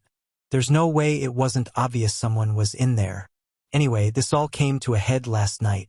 We were watching a movie in the living room. Me, my boyfriend, and my daughter. My son was at a friend's house for some gaming thing. My daughter went to the kitchen to get drinks for everyone. And when she came back, she handed my boyfriend his beer and then tried to sit in his lap. I say tried, because my boyfriend immediately pushed her off and told her in this really angry voice that what she did was completely inappropriate. They both looked completely shocked, him at what she did, and her at his reaction. Then he just stormed upstairs to our bedroom. I followed him up to talk about what happened. He was pissed, like more angry than I've ever seen him. He started saying that my daughter should start looking for somewhere else to stay, that this had been building for a while, and that he wasn't comfortable having her in the house anymore. He said there had been other incidents I hadn't noticed where she'd get too close to him or touch his arm or shoulder unnecessarily. I panicked and told him about the sharp-dressed man thing and suggested that maybe if he just wore normal clothes outside of work, she wouldn't act so weird around him. I said maybe the suits were giving her the wrong idea or something. He told me I was being ridiculous and turned away from me. We went to bed without resolving anything.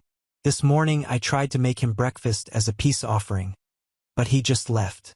Said he was going to McDonald's instead. He texted me from the parking lot saying we're going to have a serious talk when he gets home. I don't know what to think or do. I don't want to lose him, but I don't want my daughter to be kicked out either. I know suggesting he change his clothes was stupid, but I was desperate and it just came out. Am I the asshole here? Should I have noticed this weird behavior sooner? What do I even do now? Update. My phone has been buzzing non-stop with notifications. Thanks to everyone who commented, even the ones calling me a shitty wife. I probably deserve that. A lot of you jumped to some pretty wild conclusions. No, my boyfriend isn't sleeping with my daughter.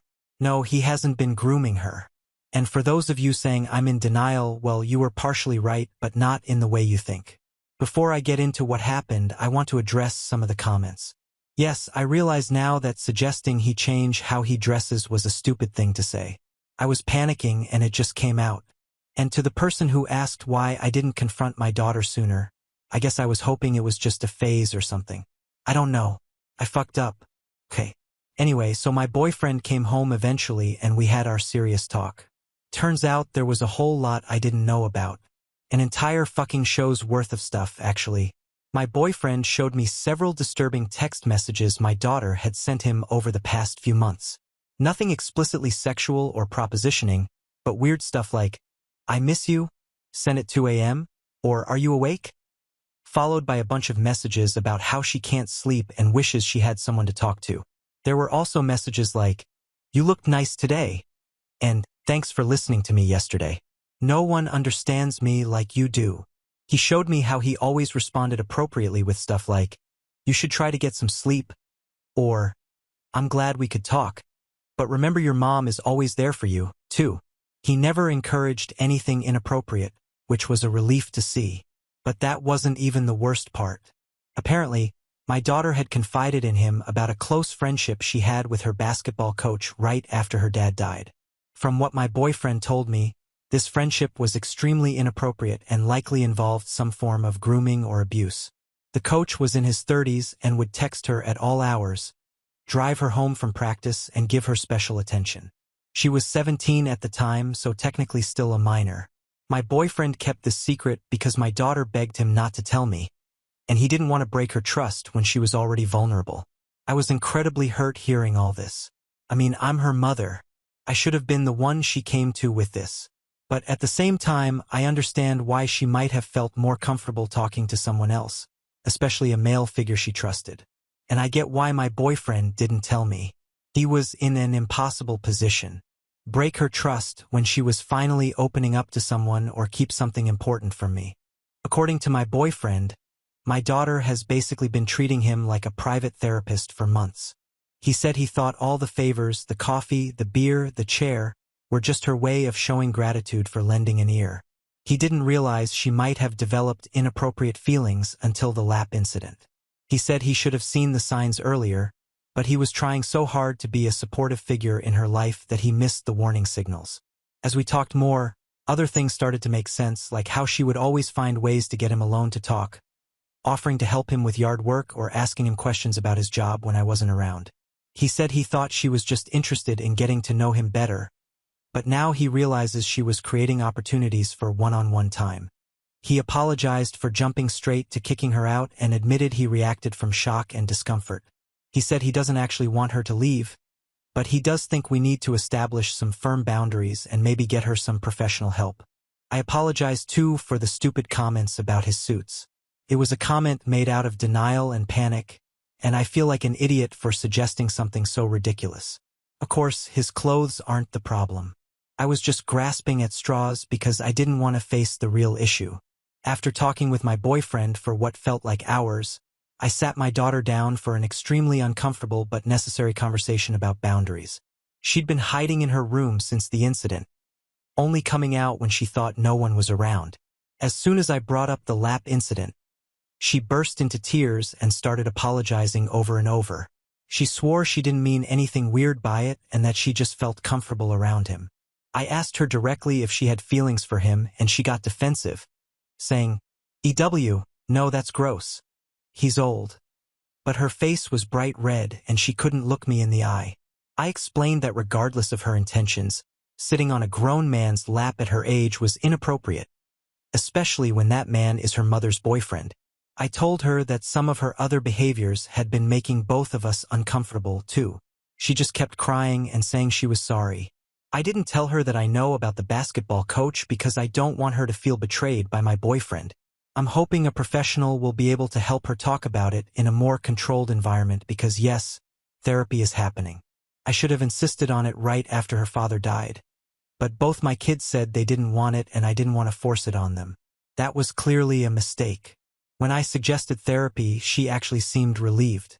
She admitted she's been having trouble sleeping and thinking clearly since her dad died. She said talking to my boyfriend helped because he gets it in a way other people don't. I told her I understand the connection, but that there are proper boundaries that need to be respected. She nodded and agreed to go to therapy. I did ask her about the suit thing just out of curiosity.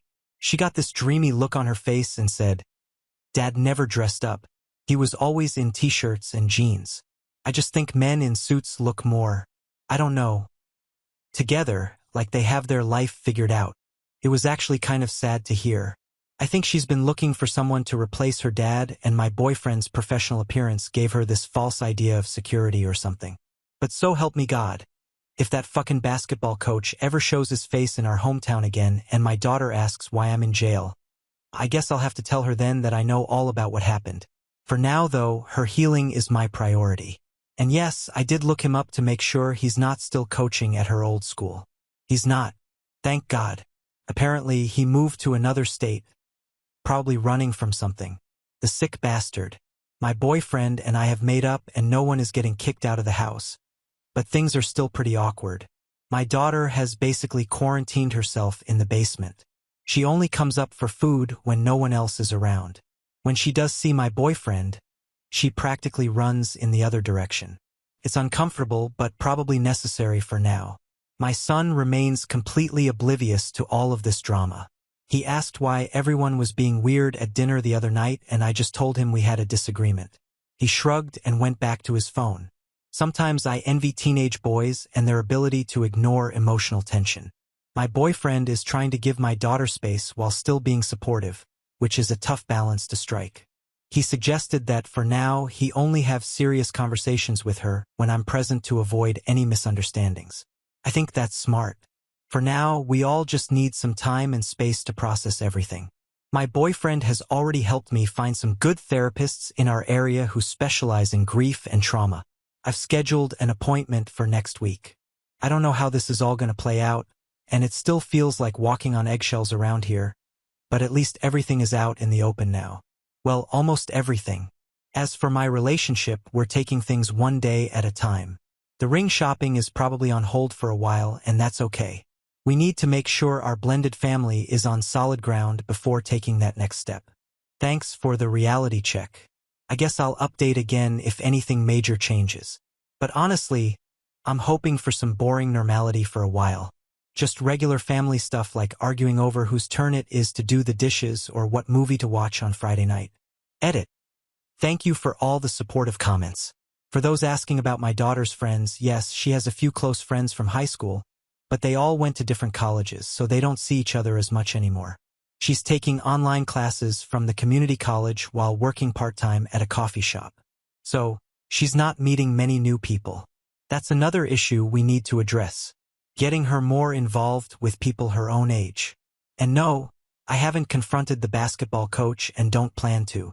As much as I'd like to destroy him, my focus needs to be on my daughter's healing right now.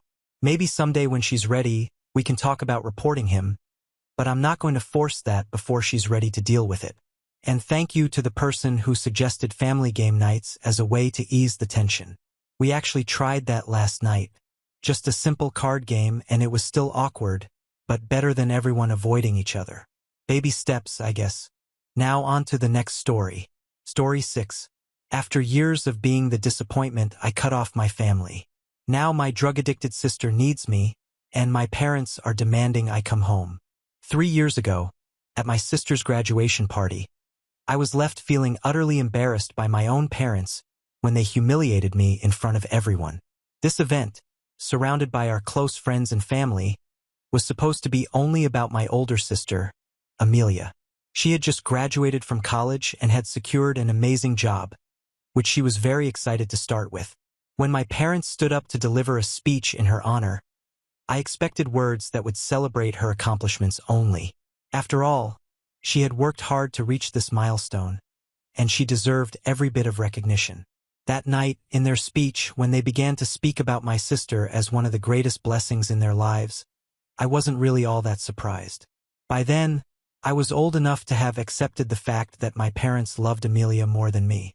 She had always been the more accomplished daughter, the one my parents compared me to every day. But then my parents began to joke in their speech about how they should have stopped getting pregnant after having Amelia because, according to them, the second-borns are usually always useless anyways, and how, with just Amelia in their life, they could have spent more time and energy on her instead of wasting it on me. I was stunned to hear them say such hurtful things openly and carelessly while I was sitting right there.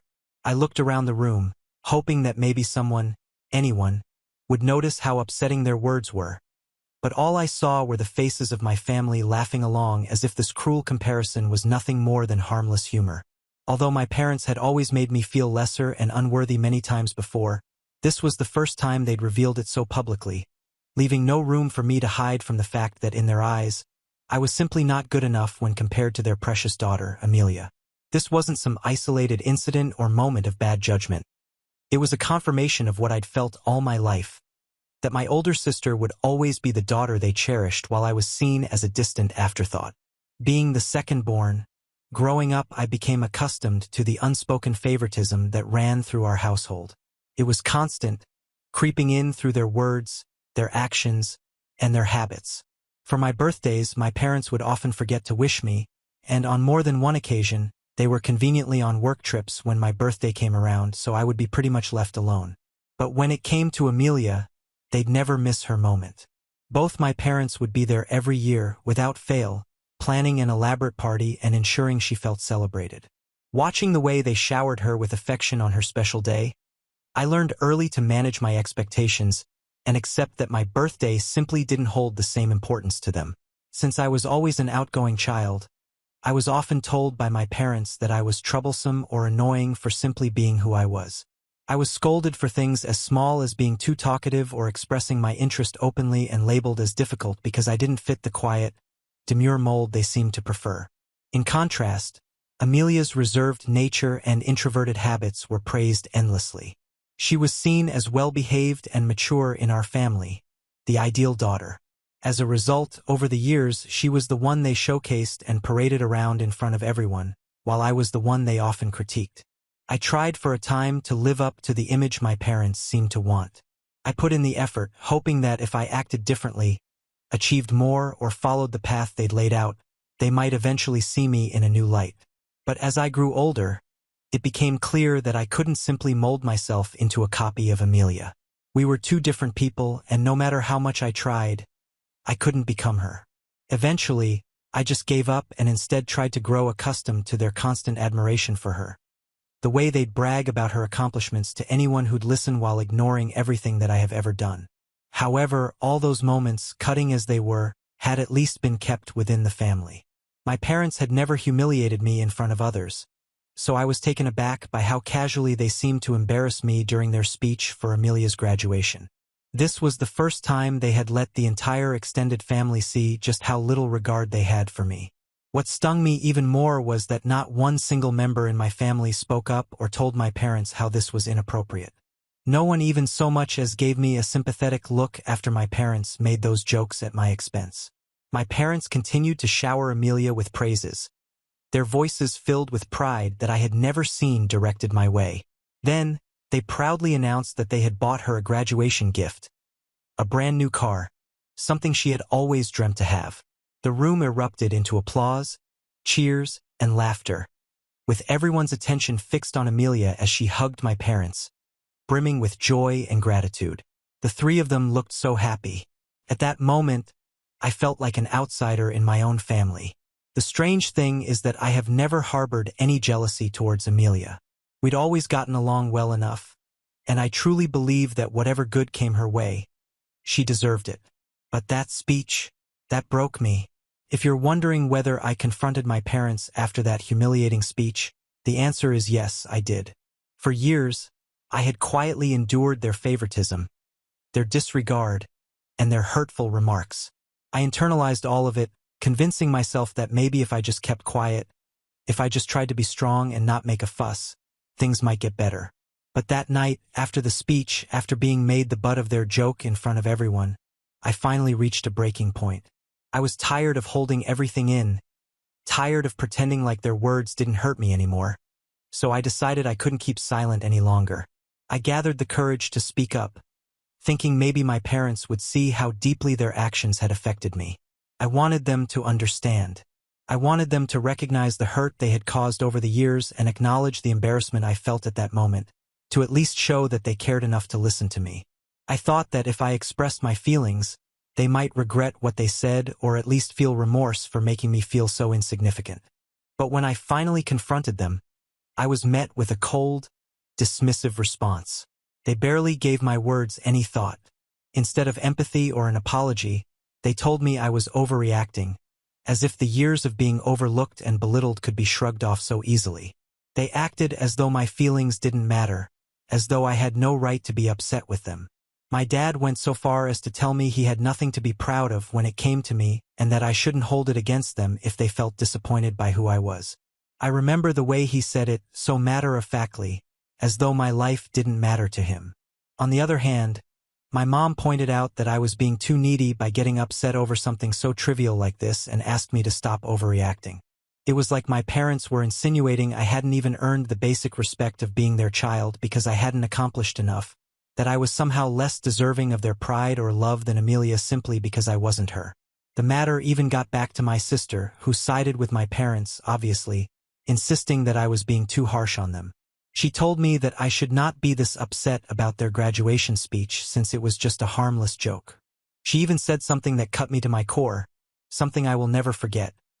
Amelia told me that if I had just studied and worked hard like she had, maybe I could make them proud too. Those words stung more than anything else. The implication that I hadn't tried hard enough to earn their respect was devastating. She made it sound so simple, as if all the years of effort I had put in were invisible to her, as if my struggles and my own attempts to find my place didn't count for anything.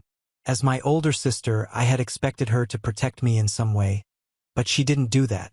Hearing that from her felt like betrayal. Looking back, that conversation changed everything. I realized after that I was done with my family. Done trying to gain their approval, done explaining myself, and done waiting for love or validation that would never come. From that day forward, I directed all my energy into building something for myself.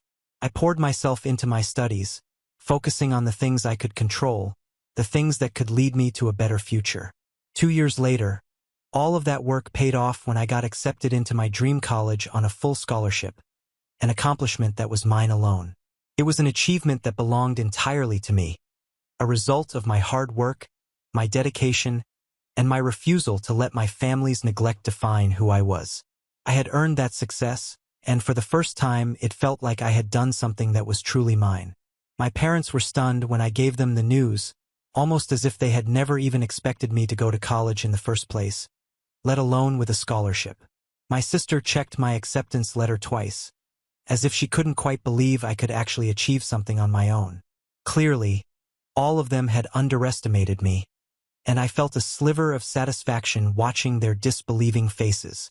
However, my mom then turned my mood sour by mentioning how it was a good thing I had received a full scholarship since they hadn't set aside any college fund for me anyway. So this solved all of their problems. I just shook my head at her comment. My parents had no problem covering my sister's education, yet didn't have the consideration to save anything for mine. When it was time for me to move out, I just packed up and left home to move into my college dorm. Since that day, I made a conscious decision to cut off all communication with my parents and my sister, Amelia. I didn't feel the need to explain my reasons to them. After all, they had shown time and again that my feelings, my perspective, and my worth didn't matter to them. Why should I exhaust myself trying to make them understand something they had proven incapable of even acknowledging? There was no apology that could erase the years of neglect and hurt they had inflicted on me, and since they hadn't even offered one, I knew trying to reason with them was futile. In the weeks and months that followed, my family reached out repeatedly, sending me emails and messages. At first, I was tempted to open them with the faint hope that maybe they had reflected on their actions and had reached out to make amends. But each message was just a bitter reminder of who they were. Instead of taking responsibility for the years of emotional pain they had caused, their emails were filled with attempts to gaslight me into believing I was the one being unreasonable. They insisted I had overreacted, painting my decision to cut ties as immature and impulsive. The underlying tone of their words always circled back to the idea that I was wrong for cutting them off, that I was the one breaking up the family. As a result, I have never bothered replying to any of them. Now, my college so far has been going great. I've been able to focus entirely on my studies, my interests, and, most importantly, on building friendships with people who see and value me for who I am. I have taken up a part-time job working at a local diner so I can save money for my future. It's nice to meet new people at the diner and talk about their lives. Since cutting off my family, I've poured myself into my classes, my social life, and everything my new environment has to offer, filling my days with meaningful experiences. I genuinely haven't spent even a single moment missing them or wondering how they're doing. So yesterday, out of the blue, when I received an email from my parents, I was surprised. They had stopped writing to me a long time ago since I had not even once replied to any of their previous emails. In this email, my parents urged me to contact them immediately, as they had some grave news to share with me. Despite everything, despite the years of hurt and rejection, I felt my chest tighten. I couldn't shake off the nagging feeling that something terrible had happened. My heart started racing, and all I could think about was the possibility that someone in the family might have fallen seriously ill or, worse, passed away. Despite my resolve to keep them at a distance, the concern got to me. I picked up the phone, unblocked them, and called them back immediately, my heart racing as I braced myself for whatever news they were about to deliver. My parents told me that the news they wanted to share with me was about my older sister, Amelia, who is going through a severe personal crisis. Apparently, they've discovered that she's been battling drug addiction, something that has taken a devastating toll on her life. According to them, her addiction has spiraled to the point where she's lost her job, drained her savings, and now finds herself with no resources or options left. This news was a complete shock to me, as I had no inkling that anything like this was happening to my sister.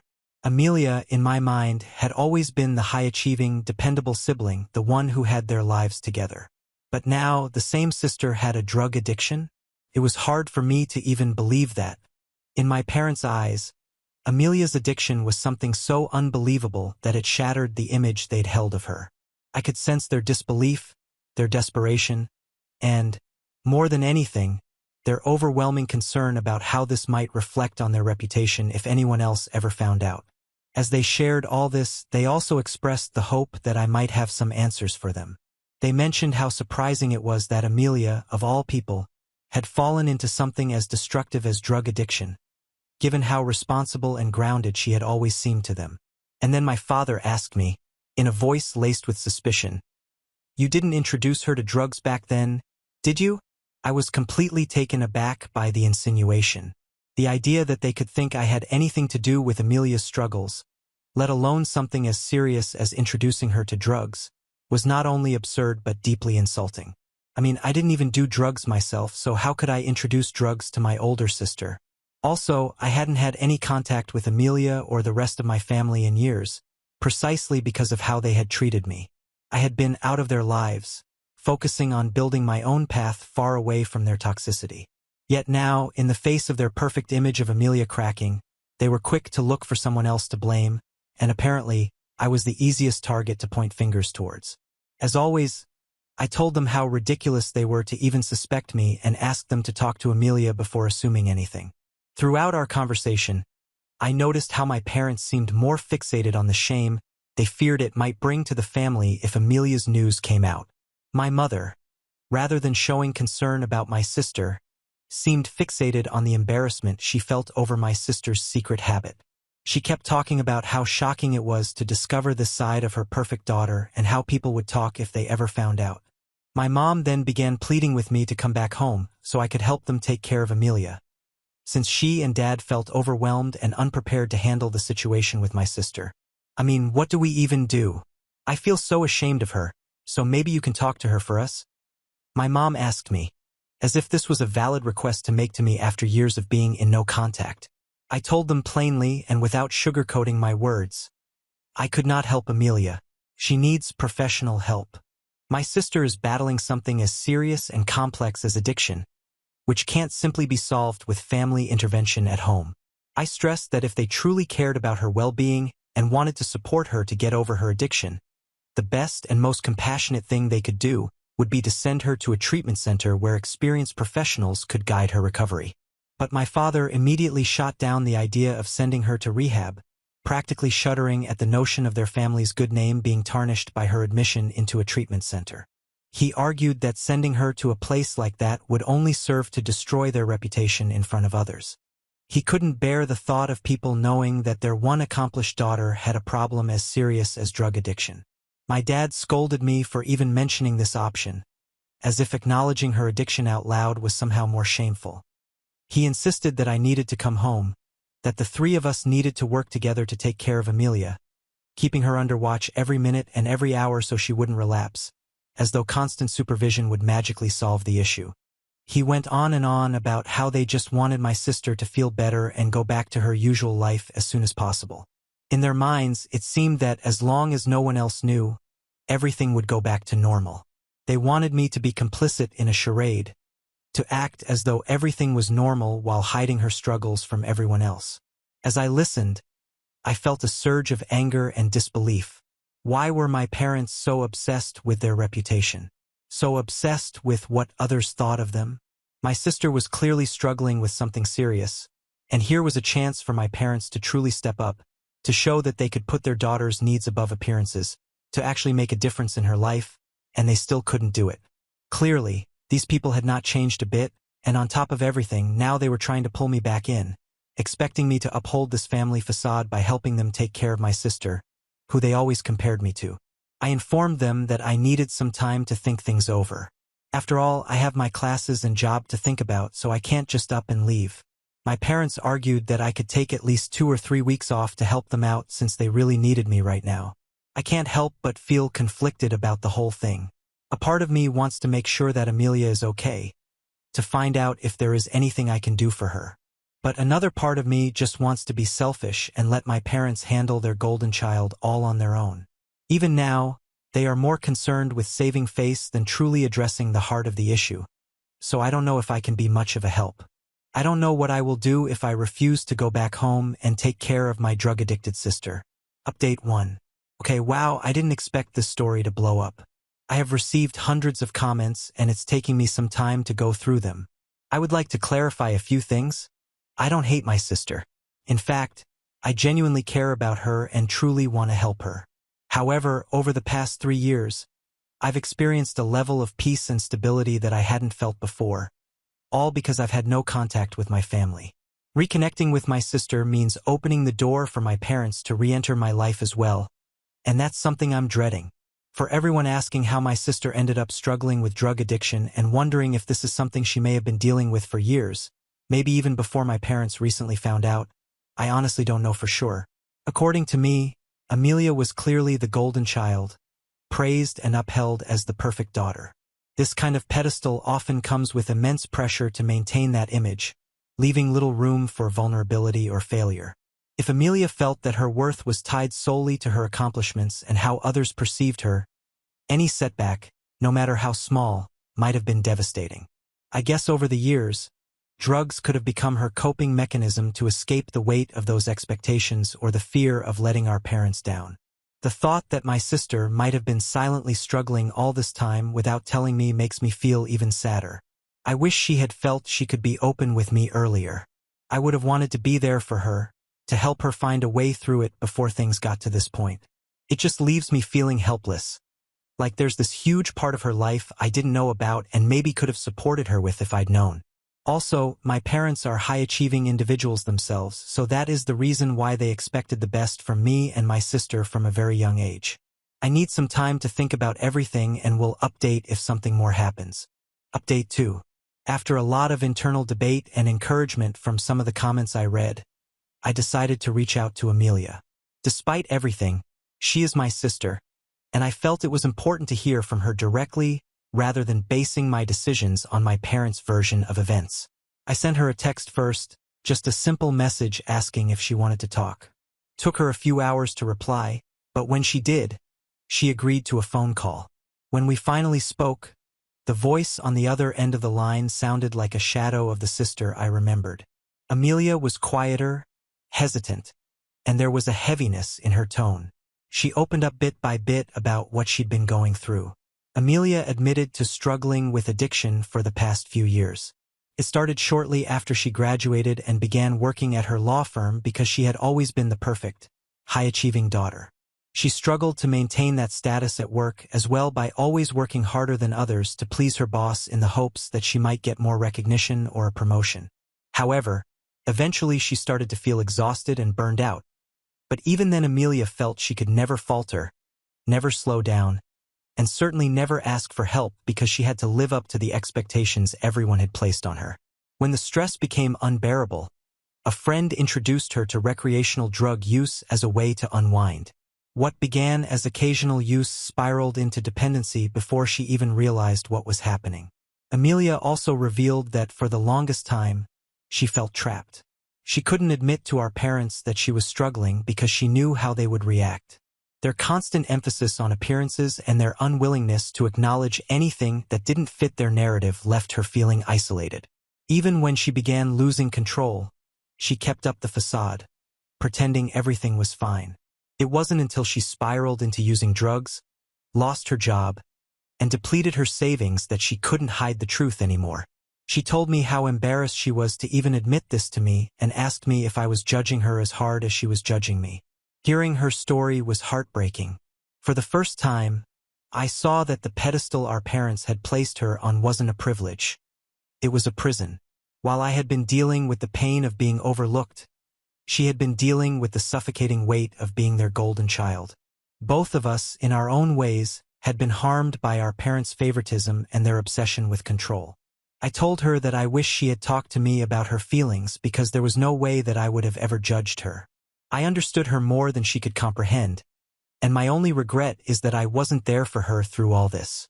Amelia then apologized to me, genuinely, for everything that had happened between us. She said sorry for the way she had always sided with our parents. She admitted that at the time, she hadn't understood my pain because she was so consumed by her own struggles. She told me how much she regretted not standing up for me during the graduation party speech and felt awful for the part she played in making me feel like I didn't matter. For a moment, I didn't know what to say. Part of me wanted to hold on to the anger I'd carried for so long, to remind her of how much her words had hurt, but the big part of me, the part that had always cared and looked up to my sister, just felt sad for everything we both endured. I told her I appreciated her apology and that I didn't blame her. After all, she had been as much a victim of our parents' toxic behavior as I had, just in a different way. Amelia told me she's scared about the future and uncertain about whether she can recover. She feels like she's let everyone down, but more than anything, she's afraid of letting herself down. She said she wanted to go to rehab but felt stuck because our parents were so opposed to the idea. They had convinced her that admitting herself to a treatment center would bring shame to the family, and she didn't want to disappoint them even further. I told her as firmly as I could that she needed to prioritize herself and her recovery above anything else. I explained the same thing that I had told our parents. That addiction isn't something she can overcome alone and professional help is not only necessary but also the best chance she has of getting her life back on track. She seemed hesitant, but I could tell my words resonated with her. I offered to help her research treatment options and even suggested that if she wanted, I could help her find a program far away from our hometown where she wouldn't have to worry about gossip or judgment from anyone. I reassured her that there was no shame in seeking help and that she deserved to take this step for herself, not for anyone else. By the end of our conversation, Amelia sounded lighter, almost as if the act of sharing her truth with me had lifted some of the burden she'd been carrying. She thanked me for reaching out and promised to think seriously about what we discussed. I told her I'd be here for her. Update 3. Hello, everyone. After speaking with Amelia, I feel so much better. I wish we could have reconnected years ago. Anyways, Amelia has agreed to finally get herself admitted to a treatment center far away from our home. My parents are furious at her for this decision, and they are also pissed that I am suddenly supporting her. They cannot fathom that Amelia and I are now talking to each other behind their backs. My parents have threatened that if Amelia doesn't recover from her drug addiction, even after going to the center, then they are going to blame me for foolishly pushing her to this decision. For now, I've decided to help Amelia from a distance. I'll continue to support her emotionally and check in on her regularly while she recovers. If our relationship continues to improve, then I will definitely visit her in the future. As for my parents, I'm going to go back to no contact with them after this. I won't let them drag me back into their web of control. I hope this will be the wake-up call they need to finally reflect on their actions, but honestly, I'm not holding my breath. Now on to the next story. Story 7. My ex-husband convinced me to quit my job, then left me while pregnant and got my mom to testify against me in court. Years later, my mom found out he'd photoshopped fake evidence. I've had a really rough couple of years recently, but I'm just managing to get back on my own 2 feet this year. It's been difficult, especially since I don't have any support from anyone. I blame my ex-husband for most of this because he's the one who pretty much ruined my life and left me on my own. About a year ago, my ex-husband Ezra and I had been together for 2 years before we got married. We were married for 3 years before he decided to leave me last year while I was in the 2nd trimester of my pregnancy. Ezra and I met when we were 22, just starting out as a couple of new employees in the same company. We worked together for a few months before he finally asked me out, and then we started dating. While we were dating, everything was great, and soon enough we decided to get married. After that, everything started going wrong for me because I think knowing that I had a ring on my finger now and I was totally committed to him made him take me for granted. At first, he talked me into quitting my job so I could stay at home full-time and take care of the household. I was a little skeptical about it initially, but then I decided to go for it because my mother herself had been a stay-at-home mom and my dad had always treated her very respectfully. Unfortunately, I did not realize that Ezra was nothing like my father. Within half a year of me quitting my job, we started having trouble with money. He and I used to work in sales, so it was all commission-based, and I guess he was not doing well. So I tried to talk to him about going back to work again since we were clearly struggling with money, but he got really egoistic and accused me of not trusting him to be competent and capable enough of managing the finances on his own. He told me to stick to my work around the house and not worry about the money. We started fighting about these things because I thought that he was being very disrespectful towards me, especially given the fact that due to our lifestyle we had to rely on my savings way more than I would have liked to. But after every fight, he would always apologize to me and emotionally manipulate me into forgiving him. I really loved him and I wanted to make it work, so I would end up forgiving him in spite of myself. This ended up turning into a cycle. He would disrespect me and then apologize to me and make it up to me, and I would end up staying. It was all very emotionally exhausting, but at the time I still had this faith that I could make it work with him. I put up with it for a really long time, but even that was not enough for him to stay, and he filed for a divorce eventually. To make sure that he wouldn't have to pay any alimony, he went above and beyond in his attempt to make me look like a cheater. Last year, when I was around 10 weeks pregnant, my ex-boyfriend from high school reached out to me and asked me to meet him for coffee. I don't think it would have been a big deal if we had just been a short-term fling, but unfortunately, he and I had a really long history. We had started dating when we were just 13, and he had been my first and only serious boyfriend before I met Ezra. My ex, I'll call him David, and I had been together for almost 6 years before we mutually decided to break up in college. He had chosen to go to college out of state, and we tried to make it work long distance for a year, but it just wasn't going well and we started to have a lot of misunderstandings. So instead of letting it drag on and end on a bad note, we decided to end on a good note and mutually parted ways. After that, we tried to stay friends for a while, but we just drifted apart gradually, and after I met Ezra, nobody else stood a chance because I was head over heels in love with him. Ezra knew about David and he had never had an issue with it. So when I asked him if I could meet David for coffee since we hadn't seen each other for a really long time, Ezra agreed to let me go without any complaints. I had gotten to know from a couple of old friends that after he had graduated from college, David hadn't come back and had moved to New Zealand to stay with his uncle and had been working there ever since. After that, he rarely ever visited, and even when he would only see his family and go back quickly.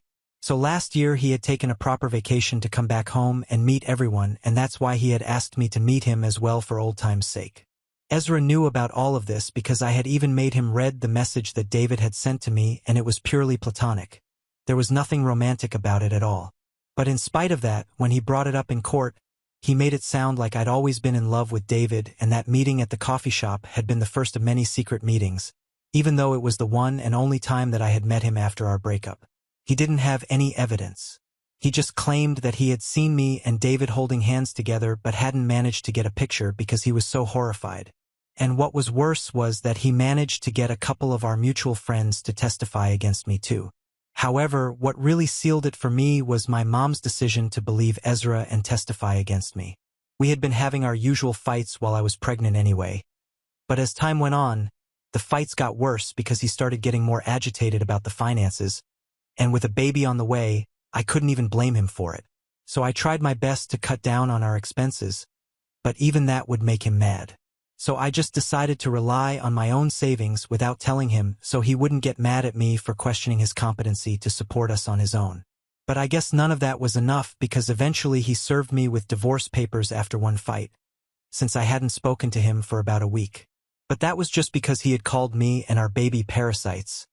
And I couldn't stand for it because he was the one who had made me quit my job and told me that he would handle everything for me. I wasn't even mad about the fact that he had been calling me names, but the fact that he had even dragged our unborn kid into it was unacceptable. When he served me with the divorce papers, I was beyond shocked and my first instinct was to apologize to him, to beg him to stay. But even after I did that for hours, it did not work. He told me that he was going to leave the day itself and that he wanted nothing to do with me or the child anymore, and true to his word, he packed his stuff and left. Soon enough, he sent me legal documents seeking to terminate his parental rights. A court hearing would be held soon and all I had to do was respond and attend, but that was only about the custody of our child. The divorce was a whole mess that I still had to deal with. So I got in touch with a friend of mine who works in a law firm, and she put me in touch with one of their best divorce attorneys and even paid for me since I could barely afford her. It took me a week to make up my mind about what to do, but eventually I decided to go through with the divorce, but on my terms. I had been very unhappy in this marriage anyway and realized that the only reason I had been begging him to stay was because that's just what I was used to. I was used to him.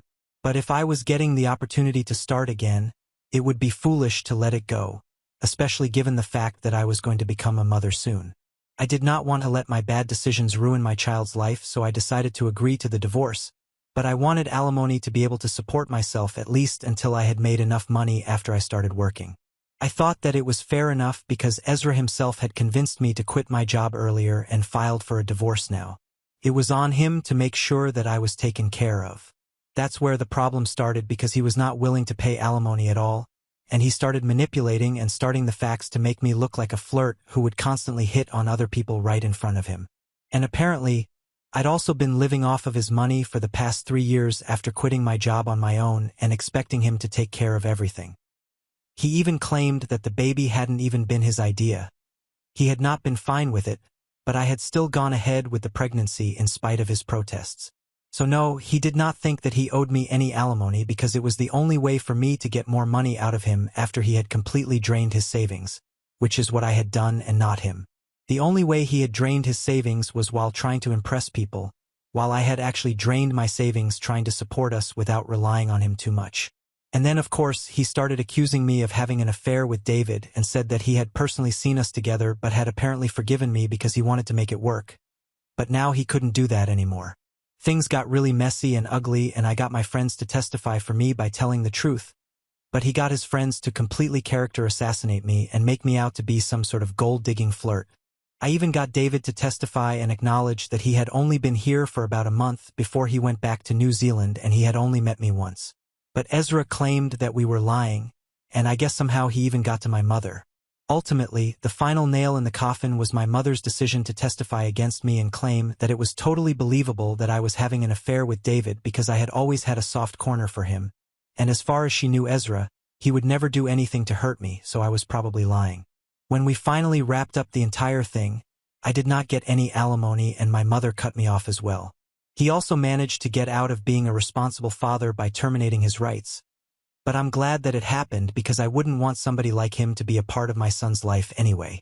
At least I still get child support no matter how small the amount is. After the divorce, when I realized that I was not going to get any support, I decided not to waste any time crying over spilled milk and started applying for jobs immediately. The divorce had been finalized a month after my son was born, and since I had been heavily pregnant while I was in the process of getting divorced, nobody was willing to hire me. So I had been living with my friend who had put me in touch with the lawyer, and she had been kind enough to bear all my expenses too. After I gave birth, I got a job within a month and I started working again. It didn't pay much and I couldn't afford to move out of my friend's house for the first couple of months, but eventually once I had saved enough, I moved into a small apartment. Everything has been a huge struggle for me, but with a little help from my friends and a few family members, I've been able to make it work while juggling work and motherhood. I've always felt very guilty leaving my son with other people while I'm at work, but I know that I had to do it.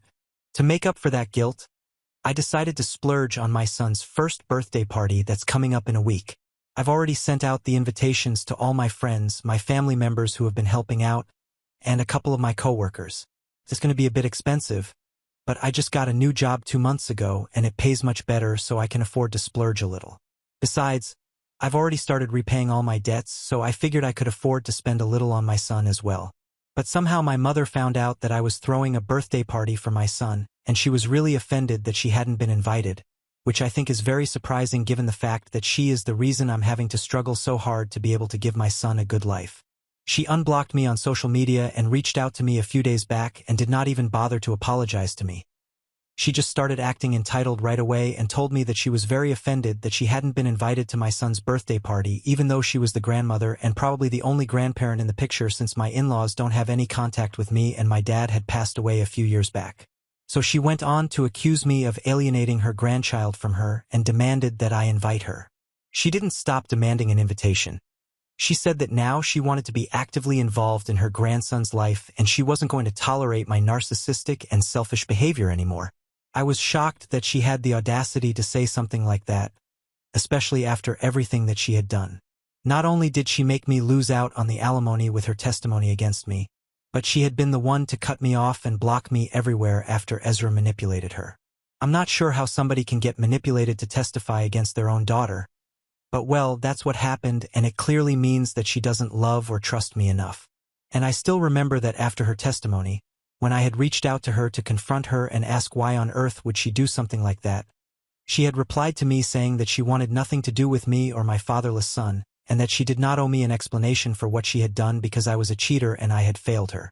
After that, she had been the one to block me.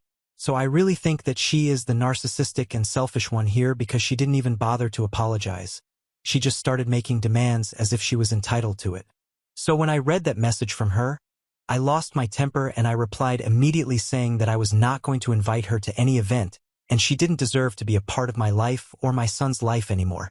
She's a huge part of the reason why we had been struggling for the past year, and now since she can't fix our life, she doesn't deserve to be a part of it either. Then I blocked her and I thought that would be the end. But now she has started contacting all my friends, family members who were close to me, and even a couple of my acquaintances from school to try and get me to talk to her again so she could explain why she had done what she did in the past.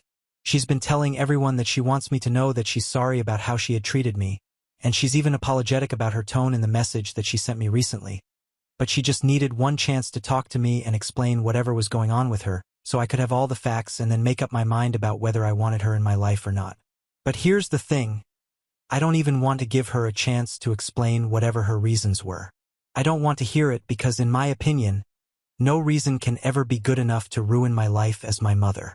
And that's the fact of the matter. I'm just kind of skeptical about telling people this because it might sound too cold-hearted. So I just haven't been responding to anybody yet, and I've been in two minds about what to say. So, AITA for not wanting to hear my mother out about why she testified against me during my divorce. Update 1. I have decided that I'm not going to change my mind. I thought about it long and hard, and I literally could not think of a single explanation that she could give to me where I would feel like forgiving her. Whatever she did, it was unforgivable, and now I want nothing to do with her. And that's what I've told all my friends and family members who she has been reaching out to. I told them that I really appreciated the fact that they passed on the message to me, but I really want nothing to do with her, and if she contacts them again, I want them to just block her because this is not something that they need to be involved in. And I don't understand why she's been dragging them into it anyway. It's been a few days since then, and my son's birthday is in just 2 days. So that's what I'm focusing on. I've already made all the arrangements and stuff. It's just some last-minute stuff. But I'm still trying to keep myself busy, so that I don't have to think about the situation with my mother. For a really long time, I've been suppressing all of this, and I've been successful in doing so because I'm so busy all the time that I hardly have time to think about whatever has happened in my life. I keep myself occupied, and it's very easy to do that so that I don't have to think about all the things from last year and even from before that, because it's not like Ezra and I were never problematic. In the beginning, we were always just wrong for each other. But now, because my mother had reached out to me, it became a little difficult for me to say none of that had ever happened and just keep moving on with my life. I had allowed myself to get weak for a couple of days and let this take over my life, but I'm back to normal now. I know that I have to power through all of this for my son, and that's what I'm going to be doing. I have no time for people like them. I know it's probably not a very healthy approach before anybody decides to comment on it. I'm aware of it, but I can't really afford therapy right now, not only financially, but also I really just don't have the time for it. Maybe someday when I'll be slightly more financially stable, I'll think about talking all of this with a professional, but until then I guess I'll just keep doing whatever has worked until now. But anyway, all that aside, thank you so much to everybody who commented on my post with advice for me. It was all really helpful and definitely made me feel much better. Update 2. Hey, so my son's birthday was almost 2 months ago, and back then, after I had told everybody that they should ignore my mom's messages, everybody had done that and she hadn't talked to me after that. In the past year, I had been quite busy, so I hadn't been able to attend any family events either, and everybody could understand why, so it's not like they took offense. But last week, I finally managed to take some time off and attend my cousin's engagement party with my son. There I finally met my mother in person after more than a year, and I was kind of taken aback to run into her. But after they got over my shock, I decided to just ignore her and get on with my day. For the first hour, we did not speak to each other. But then she came up to me and started making small talk. She seemed very happy to see my son as well and tried to interact with him, but he was really shy, so he just kept hiding behind me. Anyway, there were a lot of people at the party, and I did not want to be rude to her and throw a tantrum, so I decided to be polite to her. I told her a bit about my job and my son, and she told me that she would like to grab some lunch with me soon if I would be open to that. Once again, she started telling me that she had a lot to tell me about everything, and that's when I decided to tell her that I was glad that she was trying to make amends, but I really didn't want that for myself right now. I told her that the conversation was over, and then I walked away, and surprisingly she was respectful of it and did not bother me after that. And I've been thinking about it because I might not forgive her even after hearing her out, but I really do want to know what she has to say. I'm not doing this because I want to salvage our relationship or whatever. I don't have any hopes like that, but it's purely out of curiosity that I want to meet her and hear her out. I've been thinking about it ever since I met her, and I have even spoken to a couple of friends about it. They think that if I want to get an explanation and maybe get some closure, then I definitely should talk to her because it'll probably help me. So after giving it a lot of thought, I decided to reach out to her after unblocking her yesterday, and I told her that I would like to grab lunch with her today. I'm not taking my son with me because I'm not sure if I want to forgive her or not, and if I don't want her to get attached or whatever. Update 3. So I came back from lunch with my mom about 2 hours ago, and boy, there's a lot to unpack here. As soon as I got to the restaurant, she started thanking me for even showing up, and once we had ordered some food, she did not waste any time beating about the bush and immediately started telling me that last year, Ezra had visited her and shown her a lot of screenshots and pictures and totally convinced her that I had been cheating on him with David. He had even gone to the extent of showing her a screenshot from David where he was bragging about how the two of us were going to take his money and go off to live together. He had told my mother that he hadn't presented any of this to his lawyer because he did not want to humiliate me even more since he still loved me. But I think the real reason he did not bring any of that up was probably because all of that was made up, photoshopped, and fully fake. It had been just enough to convince my mother because she didn't have any other way to confirm the truth, and it had probably seemed real to her. But the experts would have found out the truth anyway. That's how he got her to testify against me, and she had been very upset with me. But when she heard about her grandson's first birthday, she felt even more upset because not only was she losing out on time with me since I was a cheater, she was losing out on time with him too just because of my mistakes. And that's why she had been so entitled while messaging me first. But after the message that I had sent back to her, she started doubting herself, and that's when she reached out to David to ask him if he had sent any message to Ezra, and he showed her proof that he had never even spoken to Ezra. that made her realize that maybe Ezra had lied to her. So she tried to contact him, and when he hung up on her as soon as she asked him about it, she realized what a huge mistake she had made. So she tried to get everybody to talk to me and get me to unblock her. But by then it was too late, and I had decided that I did not want to forgive her or even hear her out. She could totally understand why I did not want to give her a chance, because she told me that if she had been in my place, she probably wouldn't have wanted to hear me out either, because this was a huge betrayal. So she did not bother me further. She had been trying to be respectful of my boundaries, but she knew that she wanted me to know the truth about what had happened, because now she felt like she could finally help me out and maybe we could go back to court again and get Ezra to pay the alimony that he owed me. Since the only way he got out of it the first time was by accusing me of cheating and lying about everything, we definitely had grounds to ask for alimony now, and with her help, she believed that we could get it done. It was a lot to process and I didn't know how to feel about any of it. So I just told her that I needed some time to think things over, and that's what I'm going to be doing now, because all of this has been heavy and I feel really weird right now. I don't know if I want to forgive her. I don't know if I even can, because I've gotten used to being mad at her. I'm trying to understand her point of view as well, but it's difficult. I don't know if I should go back to court and demand alimony again, if there's even any point to it anymore, and I just don't have any answers for anything right now. I guess I'll have to take my time and think about everything before I do something. Update 4. Hey guys, so it's been close to 6 months since my last update, and here's the deal. I decided to go back to court to enforce alimony payments, and we went through the whole negotiations and stuff again.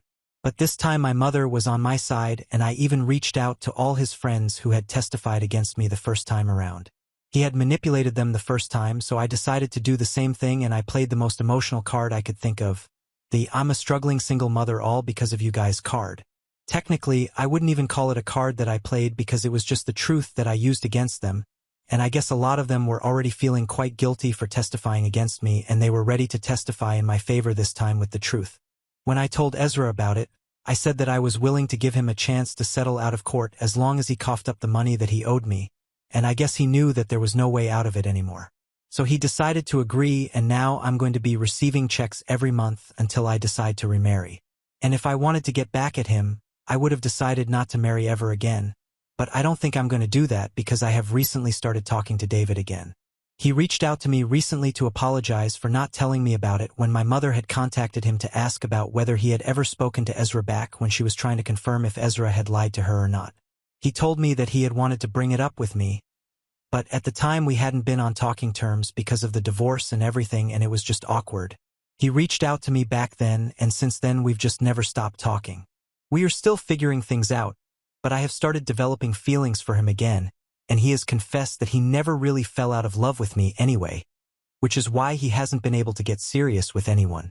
He lives in New Zealand and keeps trying to get me to visit him, and I might do that soon. My mother and I are also working things out, and it's going well so far. Honestly, I'm just figuring things out for myself at the moment, and I'm not too sure about anything.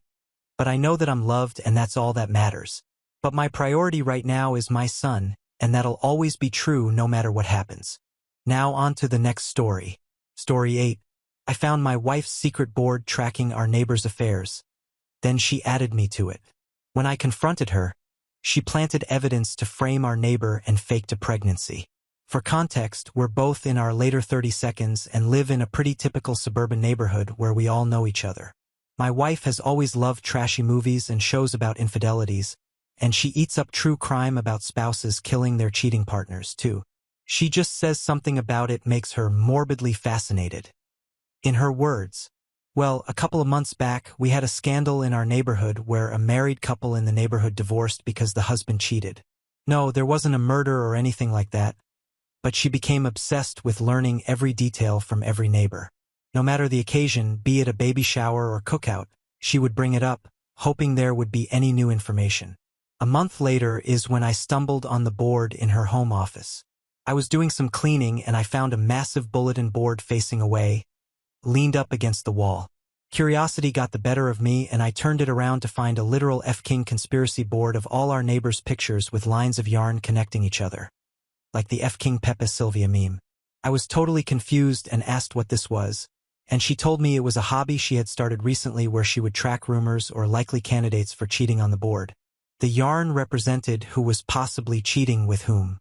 She had clearly gotten all the images on Facebook or some social media and printed them out, and even had a few sticky notes with details. I told her this was creepy and insane, and she said, maybe if I was doing it as a man, but she is just having harmless fun as a hobby, and she wouldn't be crazy and try to out anyone based on rumors. She just likes feeling like a detective. She told me to view it like a creative art piece. I was still super weirded out but let it go or tried. I thought about it a lot. Well, every now and then I admit to checking the board when cleaning, but just a couple of days ago, I looked to see that now I was on the board with a yarn attached to a neighbor's wife I'm casual friends with. I asked her why she would add me if she thought I was cheating, and she said it was a different yarn color for potential matches for cheating. She said if it makes me feel better, she was planning on adding herself to the board soon. Well, I got pissed and kind of lost my temper about it. I told her to get rid of the board or our marriage will be in trouble. Things have been super rocky. Sorry for the long post. I am starting to feel bad and it hit me more than usual this morning. Should I apologize to her?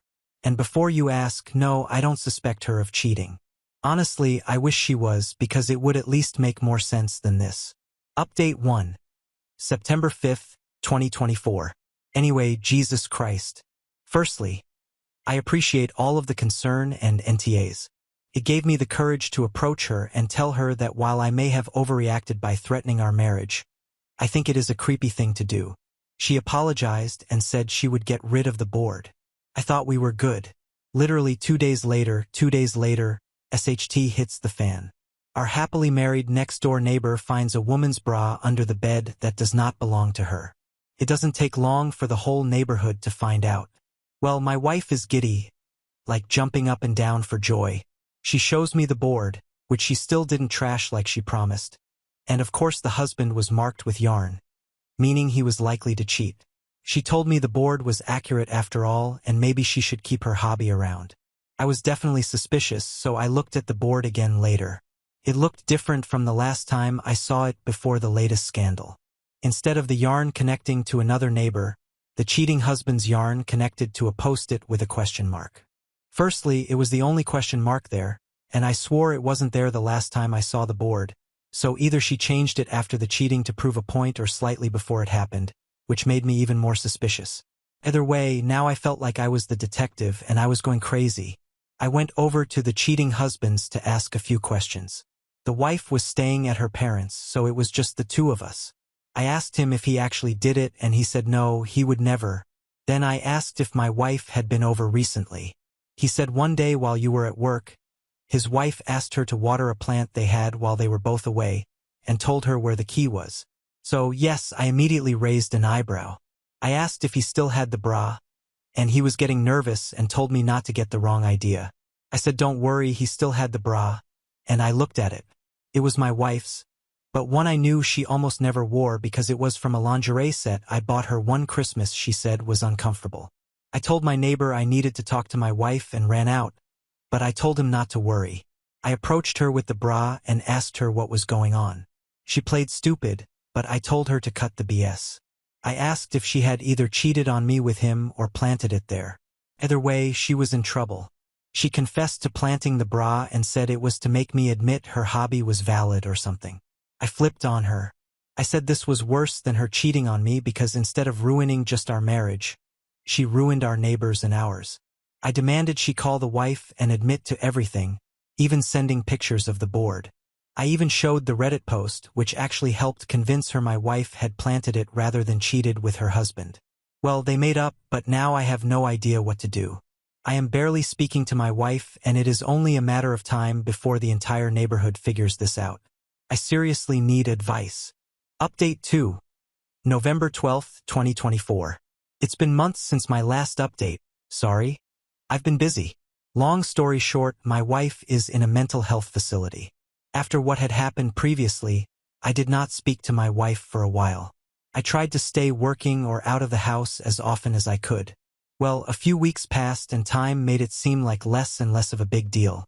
Finally, my wife offered to take me out to a very nice dinner to make things up to me. She told me everything was behind her, and while I was avoiding her, she had actually started online therapy to get help and realized now what she did was wrong. I really believed her and we had a great night. One thing led to another that night, and yeah, lol. It took about 2 days after that for her to get a pregnancy test, and she texted me the positive result. Yeah, I know some of you already think I'm an F-King SHT. But it had been a rough year, and this made me really happy. I started getting very excited. We started talking about turning my home office into a baby room, looking up ways to prepare, booking appointments, planning a shower, etc. Really fun but whirlwind week. Unfortunately, she told me the first ultrasound was at a time I had to be at work and she would have to go alone. Really bummed me out, and I asked her to reschedule, but she said it was the only availability. Well, that next week she went, and I was waiting for an update or pictures or anything. Nothing. She came home and was super quiet, and I flipped out and got super worried that the worst had happened. I told her I understood she was probably in a lot of pain about something, but she had to tell me. She finally admitted no, it wasn't a miscarriage, but she was actually pregnant for longer than she thought. Longer than the last time we did it. She actually got pregnant during the time I was avoiding her. Obviously, I was so mad and upset, and I couldn't understand why she would do this to me. But then I realized all the signs were there for so long, and all the comments telling me she was probably cheating were right. But I tried to keep a clear head for at least a second because I really love my wife and I couldn't believe it. I asked her who it could have been, and she actually said she didn't know. She said she hadn't done it with anyone during the time I was avoiding her. She swore it and also didn't know what this meant. I thought about it and realized if she was really pregnant for that long, her tummy should be showing, and it wasn't. I decided to call the place and ask them to confirm what they said. My wife told me it would be a waste of time, and she promised she heard them clearly. So I didn't do it that night, but I couldn't sleep that night without hearing it from the doctors myself. I called the clinic she told me she went to the day before in the morning and asked them to confirm the results. They told me something worse than I expected. She had no visit. She was never there. I didn't understand that at all. Before I talked to my wife again, I did what I should have done in the first place and reverse image searched the pregnancy test image. Yeah, it was on Google from a random years-old Facebook post. I was again really mad at my wife and couldn't believe she would put me through all this. I confronted her about the picture and that I called the place and there was no appointment. I told her she had a pattern of lying and this was probably the end of our relationship. But she responded in a way I didn't expect. She burst into tears and went manic, which I did expect, but then said that she really had cheated on me and really was pregnant, and that I had made this up in my head because I couldn't face what she did to me. She said she felt like the devil and Hitler, and started sobbing and literally screaming at the top of her lungs. She locked herself in the bathroom and told me she was going to kill herself over what she did to me. I couldn't get the door open and freaked out. I called the cops and they broke the door down. She was not hurt, but she was really out of it. They took her to get a mental evaluation and she told them everything there. She even started mixing in stuff about the board and how she knew everyone around her was a cheater, so she had done the same because she was in an evil place. She promised them she was pregnant, but she didn't know who the father was. They tested her while in custody and no pregnancy at all. They told me she was likely suffering from a form of schizophrenia and actually genuinely believed what she was saying and likely always had to some level, but it seemed to be getting worse. They said she had a symptom called self-accusation and needed help. Well, I got her in a facility last week and she is safe. They are making a little progress. I do not think she thinks she is pregnant anymore.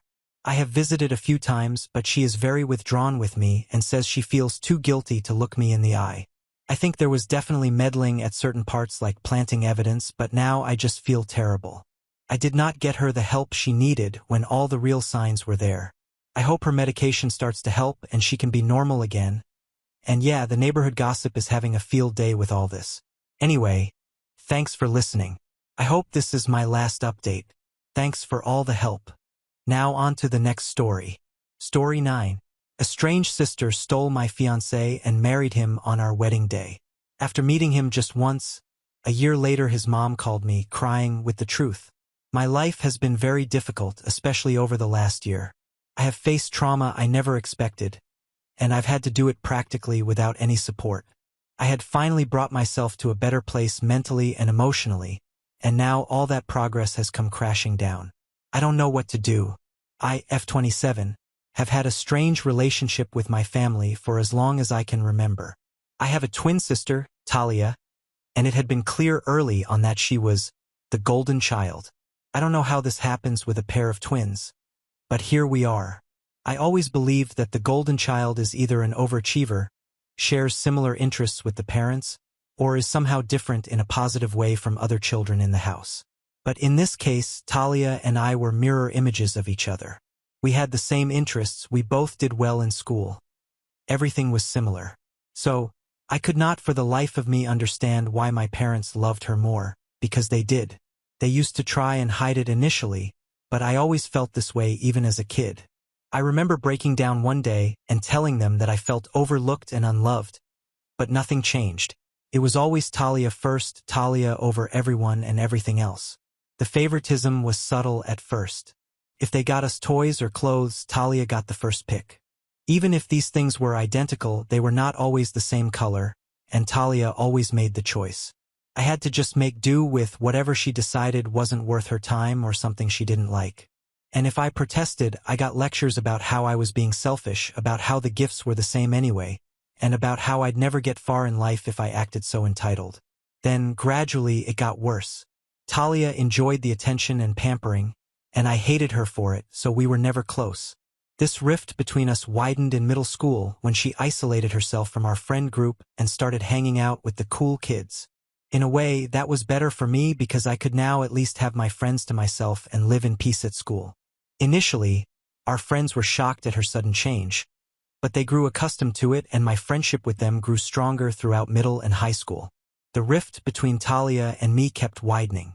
By the time we graduated, we had completely different interests and distinct social circles. This worked for me because it meant less interaction with her.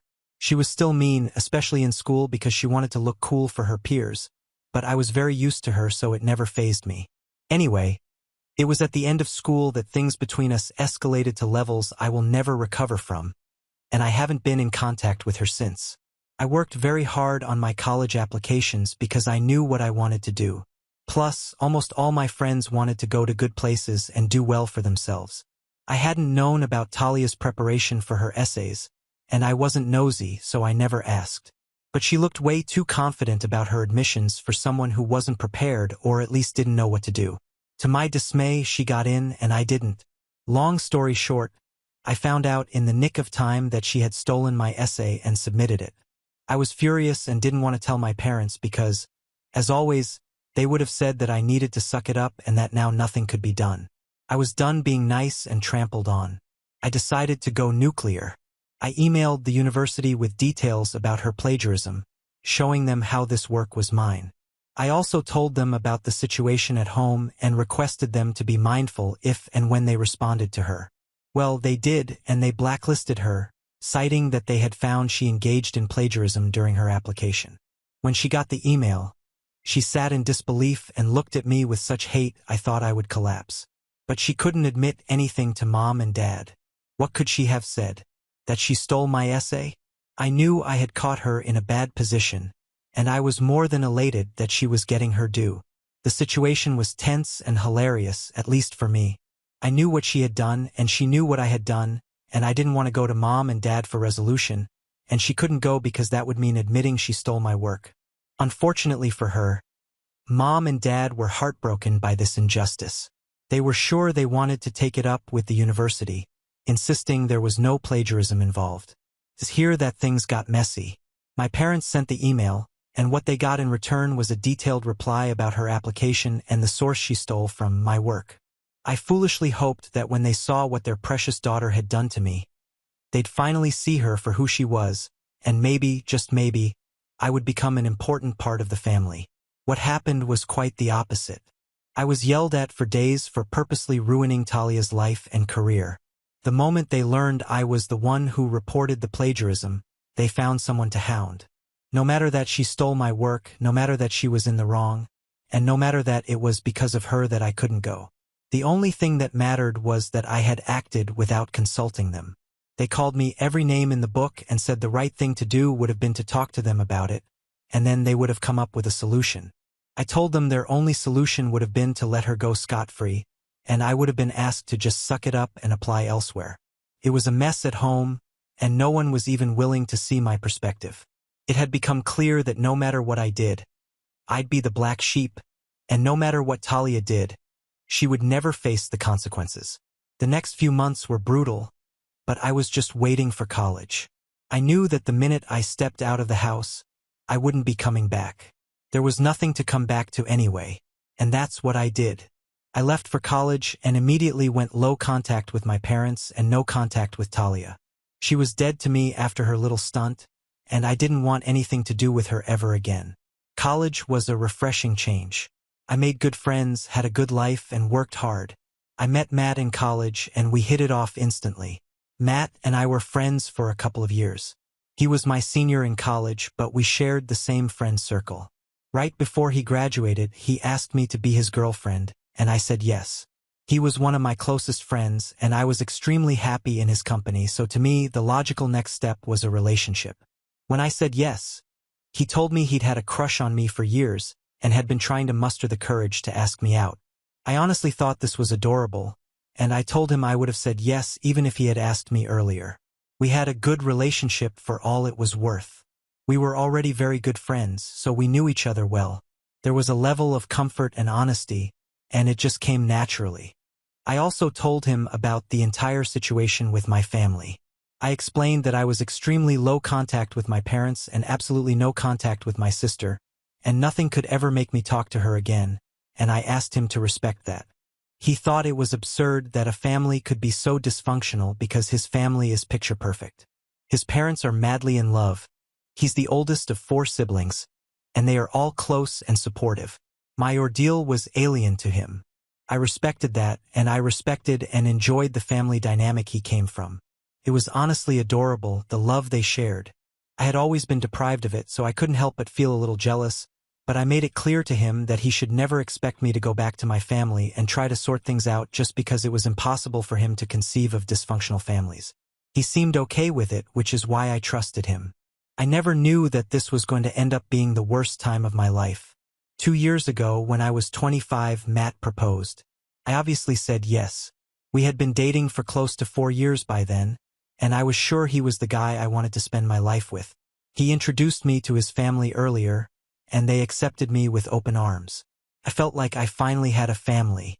Even his siblings, 2 sisters and 1 brother, were extremely welcoming, and I developed independent relationships with each of them.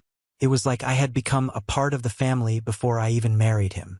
Marriage was the next step, and I was very, very happy with my relationship and the life I had built. We were supposed to get married last year. The entire year before that was spent planning for the wedding, the honeymoon, and everything else. It was a stressful time, and it was also a little challenging for our relationship because that's when I realized there were differences between us, and working through them required effort. Nonetheless, we pushed through willingly. We had one of our biggest fights while finalizing the guest list. I wanted a small, intimate wedding, but he had a lot of guests. He wanted his immediate family, some uncles and aunts, his siblings' partners, and others. I, on the other hand, had no family I wanted to invite. I wasn't close with anyone.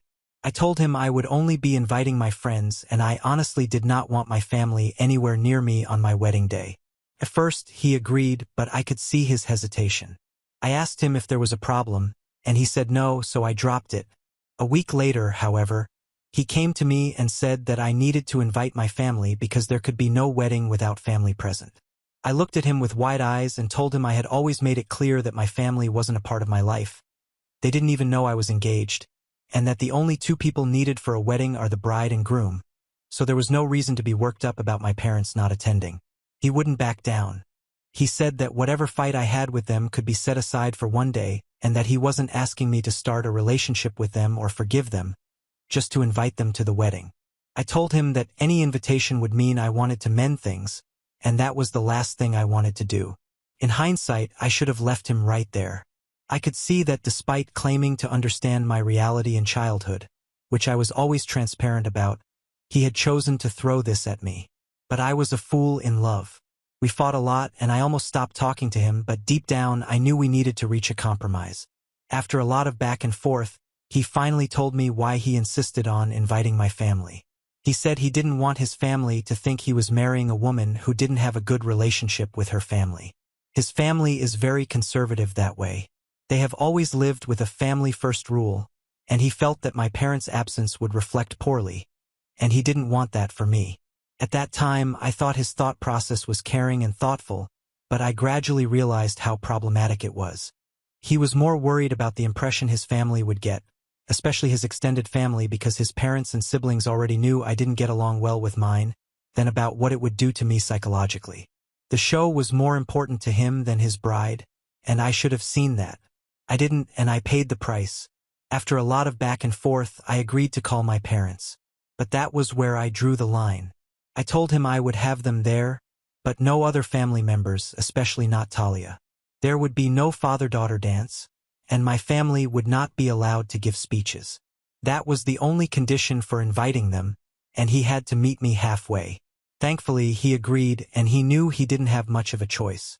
I also warned him not to contact anyone on his own. Only I would call them up and invite them, and only when I felt the time was right. I knew if I gave them the information too early, they would make something up and get Talia to tag along, which I just couldn't agree to. And honestly, I also hoped that if I told them late enough, maybe they wouldn't be able to make it, so I would technically be in the right and still end up having my way. I think Matt suspected this, but even if he did, he didn't say anything, so that was that. I informed Mom and Dad 6 weeks before the wedding, and they said that obviously the entire family would be there to support me on my special day. I cut them off right there and told them that there was absolutely no way Talia was coming to my wedding. It was just the two of them invited, and if they tried to be sneaky and brought her anyway, I would escort them out myself. They tried protesting, saying it was the perfect time for the family to reunite, that I needed to stop being a baby and that I had had my revenge and should be satisfied. I told them this was my only contact with them before the wedding. They knew the venue and the time, and if they wanted to come, they could. However, if they tried anything, I wouldn't hesitate to take necessary steps, and I disconnected the call. I thought that was a stern enough warning to deter them from planning anything, but I was very wrong. And I should have known that Talia would turn up and make a mess of things. She did make a mess, but it was much bigger than I expected. A week before the wedding, my parents flew down and checked into a hotel. They had informed me that they'd come a week early, wanted to give me something, and wanted me to come along with Matt. I was reluctant because I didn't want all those feelings and a resurfacing just a week before my wedding. But Matt said I should go and that he would come with me, and at the sight of any misbehavior we'd walk out. That made me feel a little better, and we decided to go. To my surprise, but I'm sure many of you guessed it, Talia was there. This was what they wanted to give me. A chance for a heart-to-heart and a reconciliation. The moment I saw her, I wanted to get up and leave, but I somehow stayed frozen. I looked at Matt and he sat down, and then they got to talking. It was all a load of bull crap, and honestly, I don't even remember what they said. I was just zoned out and mentally paralyzed. All I could see was an ambush. I think I snapped back to reality a few minutes later, and I got up, grabbed Matt, and told him we were leaving. He resisted. He said we should just sort this out, and I told him I was going and he was free to play happy families with them all he wanted, and I stormed off. I checked into a hotel and sent him a text that I was there and would talk when I felt better, then switched my phone off. I think I downed an entire bottle of wine, and I woke up feeling dizzy the next day. I turned my phone back on, expecting a few texts at the very least, but there was nothing. Matt had not reached out to me. It felt weird because he generally isn't the kind to give me space. He likes to resolve issues instantly. I waited a few more hours to see if he'd text, but he hadn't. I called him that night and my call went to voicemail. He had ghosted me a week before the wedding. I still don't have it in me to recount what happened in those 7 days, but I knew the wedding was off. He was completely unresponsive, and he wasn't talking to his family either. Nobody knew what was up with him. It was like he had vanished. So, I called the caterers and everyone else and told them the wedding was off. I blocked him on the day of our wedding and stayed with a friend until I sorted my stuff. 2 months later, I found out he had married Talia on the same day he was supposed to marry me. It was outrageous. I felt like I was in a horror movie. I just couldn't understand how something like this happened and why he would behave like that and end up marrying my sister whom he had met just a week ago. It made no sense to me, and I was a mess when I found out. It felt like she had won again, and there was nothing I could do. It was just horrible, and I was in one of the darkest phases of my life. I had to rebuild myself emotionally from scratch, and it took every ounce of strength not to keep tabs on them. I was doing better, much better, and then yesterday, I got a call from Matt's mother, Nancy. She said she wanted to meet me. I don't want to meet her. I don't want anything to do with him anymore, but I just cannot go through this again. She was in tears, begging me to meet her one last time, and I don't know what to do. I have never seen her this way, and maybe meeting her will help me get some closure, but I don't want all my progress to shatter. I feel so helpless right now, and I need advice. Update 1. I read all your comments and decided to go and meet her. It was therapeutic and saddening at the same time, but I finally learned what had really happened after I left. It's a mess, and even though I feel vindicated, I feel bad about everything that's happened. She told me that after I stormed off, my parents and Talia fed Matt some story about my childhood and why I was no contact, and the worst part is that he believed them. He believed every single word, which is why he didn't reach out to me for days. After she said he was in too much of a mess to think rationally, by then I had called the caterers and decorators and canceled everything. He received confirmation calls from them, and he panicked. He thought I was canceling the wedding, and in some twisted way, he took that as confirmation of me being in the wrong and believed whatever my parents told him. Nancy said Matt was a mess after finding out, and he stupidly went to my parents for advice. They suggested he could marry Talia for the ceremony so he wouldn't be ridiculed by his family, and then Talia and he could get the marriage annulled or divorced once the fuss died down. Nancy said the entire family was against this stupid decision and kept telling him that canceling the wedding was better than marrying my twin, but he seemed to lose all sense. He went ahead with the plan because he didn't want to deal with the shame of being left at the altar. And ever since, Talia has refused to divorce him. She's been dragging the marriage along, saying she won't divorce him, and if she does, she'll demand a hefty alimony. It's a train wreck through and through, and Matt had no choice but to continue. But a few days ago, things changed. Talia, in a drunken state, told Matt the truth about everything, how they had trapped him and how foolish he had been. She also revealed the essay she stole from me, admitting that everything they told him about me was a lie. Matt has been depressed since then. He hasn't gone home, hasn't picked up her calls or anyone else's for that matter. And only 2 days ago did Nancy finally get hold of him. He's devastated. He told Nancy he made the biggest mistake of his life and had no idea how he could ever apologize to me. He said it serves him right because of how he broke my heart, but he said all he wanted was a chance to talk to me, so he could explain his side and we could then see what to do. I looked at Nancy with wide eyes. I told her that there was absolutely no we between Matt and me anymore, and he was delusional if he thought otherwise. I told her I was not open to talking to him at all. He dug his own grave and can lie in it. He's my sister's husband now, and whatever the circumstances of their marriage, I was not going to intrude or help him. Nancy cried when I said this and begged me to reconsider, but I told her my decision was final. I wasn't up for this, and nothing could change that. I've left that part of my life behind, and I don't know if I should reopen it again. She kept insisting I talk to him just once and then decide, but I told her I would think about it and left. It was all so overwhelming, and she has texted me a few times since, but I haven't responded. I don't know what to do. I just can't deal with all this anymore. I don't have it in me to get back into that mess again. Update 2. I've been a mess these past few days, so I apologize for the late update. This will be my final update. Nothing dramatic happened if that's what you were expecting. I decided against meeting Matt for the sake of my mental health.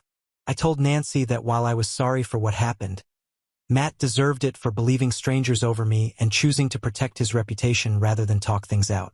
I told her I was in a much worse position a year ago, with nobody to help. I had no parents to cry to or who would check on me. Matt has that luxury, and he doesn't deserve my forgiveness. I didn't wait for her reply and blocked her because I don't want her guilt-tripping me anymore. I know it makes me seem brutal and heartless not helping him out, but I can't help but feel it's karma coming back to him. I was alone too with no one, and I had to pick up all my pieces myself. It's only fair that he gets to feel this too. I hope they don't reach out again, but I have a feeling they will.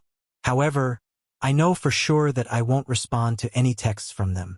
Whether he stays in that marriage or goes forward with a divorce is honestly between him and his wife, and I have no love for either of them anymore. This is it for me, and I think I've now got some closure because I can see how it has devastated him to no end. At least it will help me sleep better at night knowing he realizes what he has done and what he has lost, just because he couldn't bear being the center of gossip for a while. That's what you get for being stupid, I guess. Now on to the next story. Story 10. Husband fell in love with an online gamer girl. I forgave him once, but now he's asking for an open marriage. Hi, I've been married to my hubby for 4 years, and we've been together for 12 years.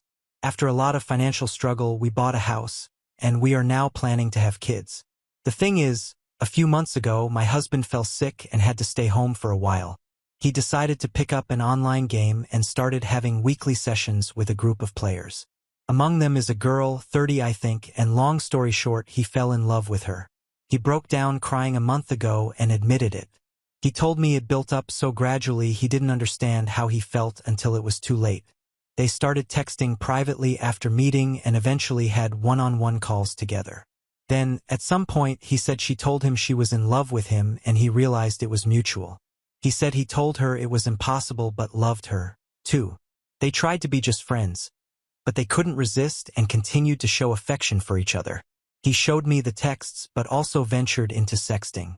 She asked if she could meet him face to face, but he refused. So, he told me all of this, apologized over and over again, and told me that while he loved us both, it was me he would choose no matter what. I was still very upset and slept at a friend's that night to gather my thoughts. I decided to forgive him because he clearly felt guilt and wanted to work it out. I told him that while I was deeply hurt, I still appreciated him coming forward to me and being honest about what happened. We got into long conversations about how we were feeling in our relationship. I accepted he could love someone else but said I didn't like how he handled it. He agreed, and then yesterday he asked if I was comfortable opening up the marriage to polyamory. He said he still wanted to live with me and have kids but can't erase nor ignore the feelings he has for her. He says he wants to do it right and let us both see other people with clear boundaries and communication and still be present for one another. I'm going to be honest, it made me very uncomfortable at first. We have several friends who are poly. I know more or less how it works, but I never really thought about getting into it myself.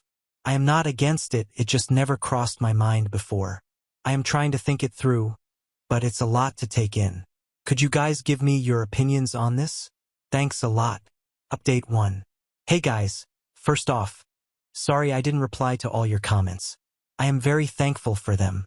They helped me realize hard but fair truths about the whole situation. I waited for a bit to think about it all and had multiple long discussions with my husband. I wanted to confront him before making a final decision. To answer some of your questions, the other girl wanted to meet him, but they never did, partly because my husband refused, but honestly mostly because she lives too far from here. I still got checked for STDs though, and I'm clean, yay. As for our polyamory friends, they apparently were the ones who suggested him to go down the polyamory road. I stopped talking to them for now. I'll deal with a bigger problem first. I told him his actions hurt me deeply and that while I appreciated him admitting his affair, it was still infidelity. I told him what you guys said, that turning it into polyamory was merely greenlighting the affair after the fact, that polyamory should be built on mutual trust and communication, which he already broke, and that I didn't feel respected. It destroyed him. He said he already knew deep down but didn't want to admit it, neither to me nor to himself. We both screamed and cried a lot. He finally admitted he wanted to open the marriage for selfish reasons. He is very sorry. He cut off contact with the other girl, let me fully access his computer and phone, and now wants to go to counseling to repair our relationship and marriage. He is showing me a lot of affection and attention since then, although he admits himself it's sometimes out of guilt and not just out of pure love. And now I want to make it work too. But am I, or is it a sunk cost fallacy? I don't know. Our first session is in 2 months, the earliest we could get, and every day I change my mind, literally. Yesterday I wanted to leave him, while today I think it's worth giving it a try because we've known each other for so long. We understand each other on a very deep level, share a lot of interests, and have already built so much together. He was there for me during hard parts of my life, he took responsibility for his actions and is really trying, plus if I leave him, I'd have to start my life nearly from scratch. find a new place to live, go back into dating for the first time in 12 years. I don't want to lose everything. It sounds very hard and scary. Am I not too old for this? But at the same time, that's a form of denial, isn't it? It doesn't matter if those years were good. It's not going to be the same. Even if he gains my trust back, even if I forgive him, I'll never forget. I think he is genuinely remorseful, but isn't it too late for that? I am too empathetic. Him being present now doesn't erase what was done. Do I want to stay not because I still believe in this relationship, but because I don't have the strength to ask for a divorce because it's the easy choice? Some kind of codependency? I have no idea. I can picture both paths clearly, and it's tearing me apart. I am lost. Maybe even more than I was when I wrote my previous post. I've lost sleep and appetite, and I'm not sure I enjoy anything in my life anymore. I booked an appointment with a psychologist for me alone to help with this whole thing. I am sorry at this point, I am rambling. I know I am the only one who can decide what's okay and comfortable for me or not. It's ultimately my choice and my choice only.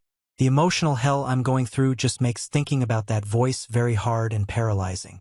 I'll go to both therapies and try to see what to do from here. I'll try to update, but it's probably going to take a while.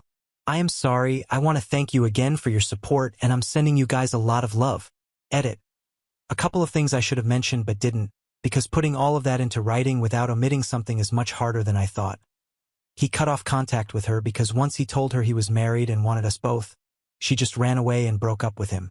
There are times since then where my husband starts feeling sad or angry because of what's basically withdrawal, and for that, he's at least sensible enough not to blame me. What kind of marriage did we have before this crisis? It will sound so naive. It's my first and only romantic relationship. We were very close and basically grew as adults together. We could talk about anything and understand each other. We shared the same values and interests.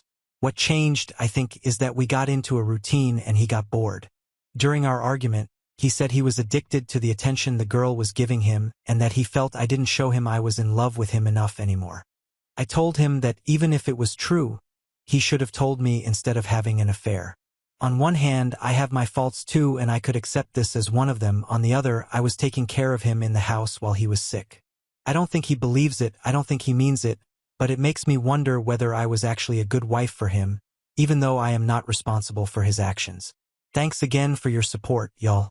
It's a lot to process, but it helps me so much. Update 2.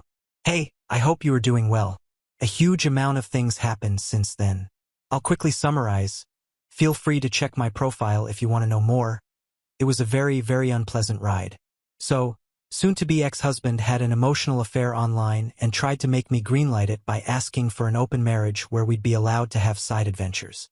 I refused, and his affair partner dumped him. He begged me to try to reconcile with him, to which I agreed while I was actually trying to prepare my exit. We both went to individual therapy. Still am. We separated temporarily 3 times, but every time I came back, it went terribly. He was desperate, he kept trying to cross my boundaries, love-bombing me, playing the victim, asking to touch me even though I established I didn't want to, threatening to kill himself if we were to divorce. I could go on and on. This made me finally realize that I was in an abusive relationship, which is an important part, actually the most important part of this update. Please look up definitions and examples of abuse because I had no idea that what my husband had been doing all these years, even before the affair, counted as such. In his case, it was psychological abuse, manipulation, gaslighting, guilt-tripping, blame-shifting, emotional blackmail, nothing aggressive or mean, which turned me into a very submissive partner over the years, always catering to his needs while erasing mine. I rationalized everything. It happened subtly and gradually, and I was too naive to see it for what it was. His emotional affair and open marriage proposal were the natural continuity of that. Of course, the more I tried to get away from him, the more manipulative he got. Now that I was aware of it, I knew what he was doing, but fighting years of conditioning, even if you recognize it and succeed, is exhausting and disarming. So, earlier today I brought a friend home to assist me. We sat down, the 3 of us, and I told my husband we were over and I handed him the papers. It might sound dumb, but it's genuinely one of the hardest things I've ever done in my life. I was terrified, yet he agreed. He repeatedly asked me if I was sure, He reminded me of the family we were planning to have and of our best memories together. Was it all for nothing? Apparently, yes. He was heartbroken, clearly mad and frustrated, but still, he agreed. He signed them and went back to his parents for now. We still have to go through the whole procedure, separate our assets, decide what to do with the house and all, and he still wants us to go to marriage counseling, but right now I feel free for the first time in months. The last hours have been a mix of tears, celebration, and godly restful sleep. And I have to thank you guys again because my first post was the wake-up call I needed to eventually finally get here. Better late than never. Thank you so much, a lot of love to you all. Comments. Comment 1. He reminded me of the family we were planning to have and of our best memories together. Was it all for nothing? Apparently, yes. He was heartbroken. That's a special kind of, was it all for nothing? After cheating on his partner. He sounds like an insufferable, honestly. Congrats on your freedom. Oop, I know, right? The hypocrisy, the nerves of this man. The worst part is that he appears very charming to everyone who knows him, myself included. Hell, a lot of people from our circle who are aware of what he did still think he's a good person who just lost himself for a while. I guess it's hard to accept the ones we love can be terrible persons. Comment 2. You have been through a long, hard journey and it will take a while yet, but you are investing in yourself and your health and happiness. Good for you. Continue self-care and practice safety and security. Slow down and heal so that you will be strong and ready to seek and recognize true love. Wishing you a joyous future, you can do this. Oop. Thank you. I'll do my best. I like to think the hardest part is behind me, but this story taught me to expect the worst. Whatever happens, though, from now on it's me first. I deserve love and happiness and I'll fight for it. Now on to the next story. Story 11. Married a manipulative gold digger who claimed to visit her dead mom's grave monthly. Turns out she was really sneaking off to cheat with her broke ex the whole time. When my wife and I met, I immediately thought she was the most beautiful person I've ever seen. She was lively and vivacious, and she was completely captivating. I knew from the moment I laid eyes on her that I wanted her to be my wife. I asked her out and she said yes. We dated for a few weeks and I asked her to be my girlfriend. It was only a few months after that she moved into my house, and a few months after that we were married. It all happened very fast, and a lot of people in my life warned me against it. I have an incredible job and I make 6 figures a year plus bonuses that I get every quarter. I'm not the wealthiest person on the planet, but a quick Google search will show my net worth. That made dating hard. It was always difficult to see who wanted me for me and who wanted me for what I could do for them. When I started dating my wife, she didn't seem like she wanted anything from me. She always offered to split the bill when we went out. She got me little gifts every now and then when she could afford it. She never wanted me to buy her expensive things or take her out on fancy excursions. It seemed like she genuinely enjoyed my company. Of course, I wanted to treat her to those things. If there was ever any person that I thought deserved it, it was her. I knew that she worked hard to make the money that she had, and I wanted to take that burden away from her. When we got married, I told her to quit her job. I made more than enough to provide for both of us, and I thought she could focus on creative pursuits that she was more inclined to do. She resisted at first, but eventually she agreed that it would be good for her. I know now that her resistance and refusal of gifts were all a ploy. I was manipulated from the beginning of the relationship to think she was something that she wasn't. She wanted me for my money, but she played it differently than all the other girls. Every month on the first Saturday, she would be completely unavailable to go on any dates or come visit me. It was like that from the start of our relationship. I asked her about what she did, and she told me that was the time she dedicated to visiting her mother. Her mother passed away when she was very young. She told me that she had gone to visit her grave every month since she was 8 years old to update her mother on her life. I thought it was sweet and I never questioned it. Who would lie about something like that? I worked a lot, so unfortunately, I wasn't always home with her. I was usually gone by the time she woke up, and I came home around 7 or 8 p.m. usually. Whenever I was home, there was nothing suspicious happening. She was a very manipulative person, so she made sure she appeared to be the perfect loving wife that I thought she was.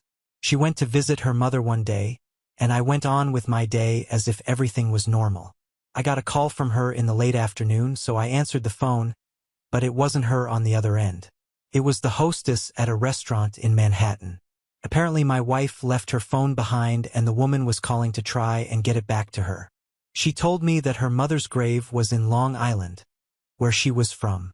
She hadn't mentioned anything about going to Manhattan that day, so I was a little curious. The woman on the phone asked me if I was the person that was there with her. She was hoping I could tell her to go get the phone. I told her to keep it behind the counter and I would be going to get it. I had no idea who she was with. She heard a man's voice and assumed that I was the person dining with her at the restaurant. My wife hadn't mentioned anything about going to Manhattan, and especially not going to Manhattan to see a man.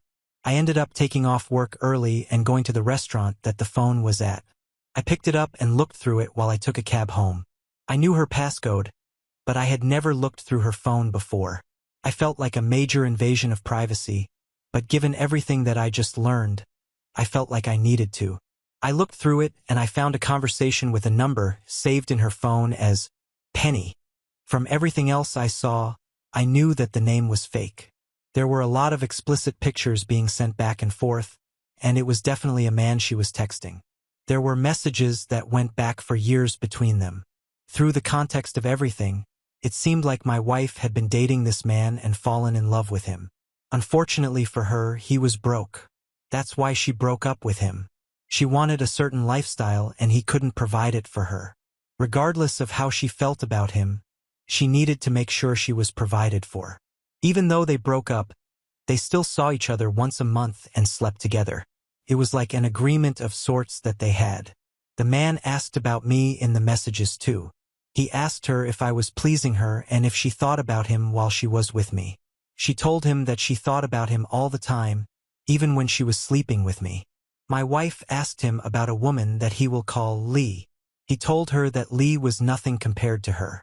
It was clear that they were both cheating on their partners. They had feelings for each other, and because my wife ended the relationship, he tried to move on with someone else but couldn't.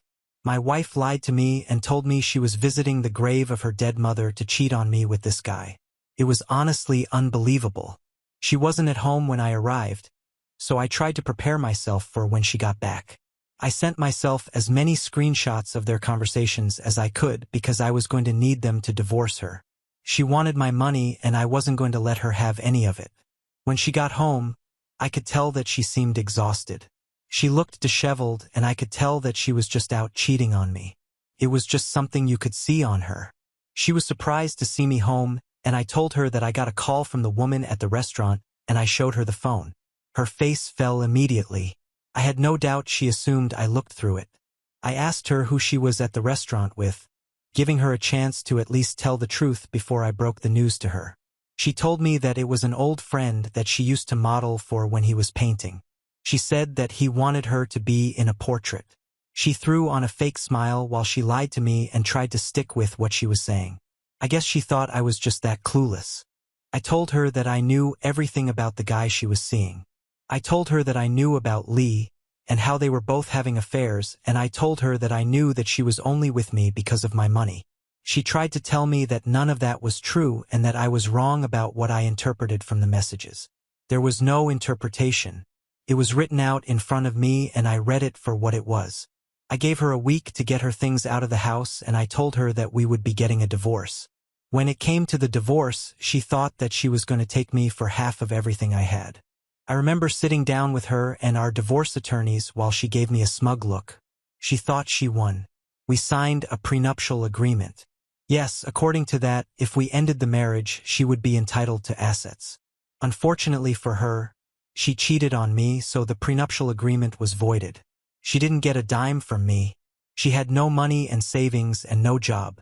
I kicked her out of the house and she was forced to go live with her father. I almost didn't want to tell Lee about their affair because I figured they would likely break up and they could give my wife somewhere to go. However, I decided it was the right thing to do.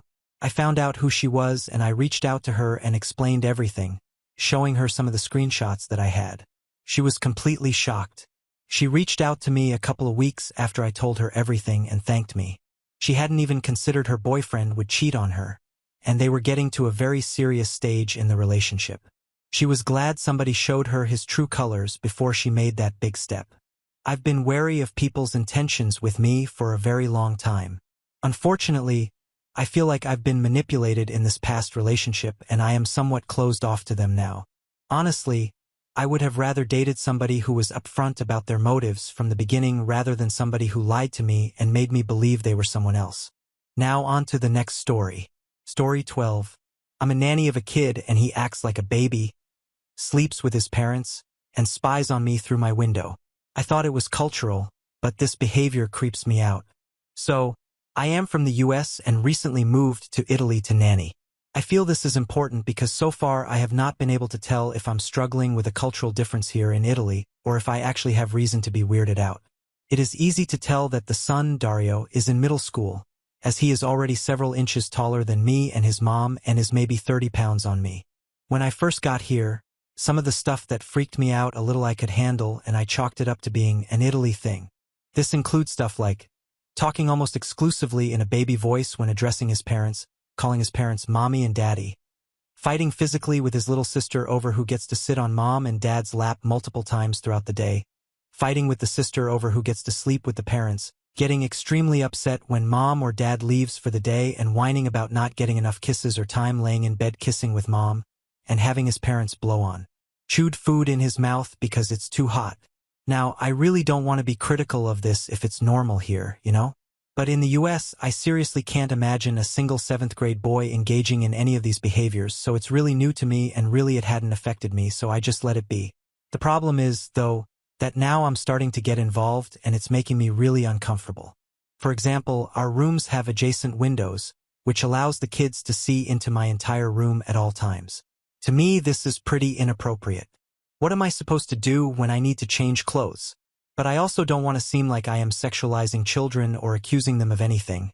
So I just politely asked for curtains and took to changing in the bathroom.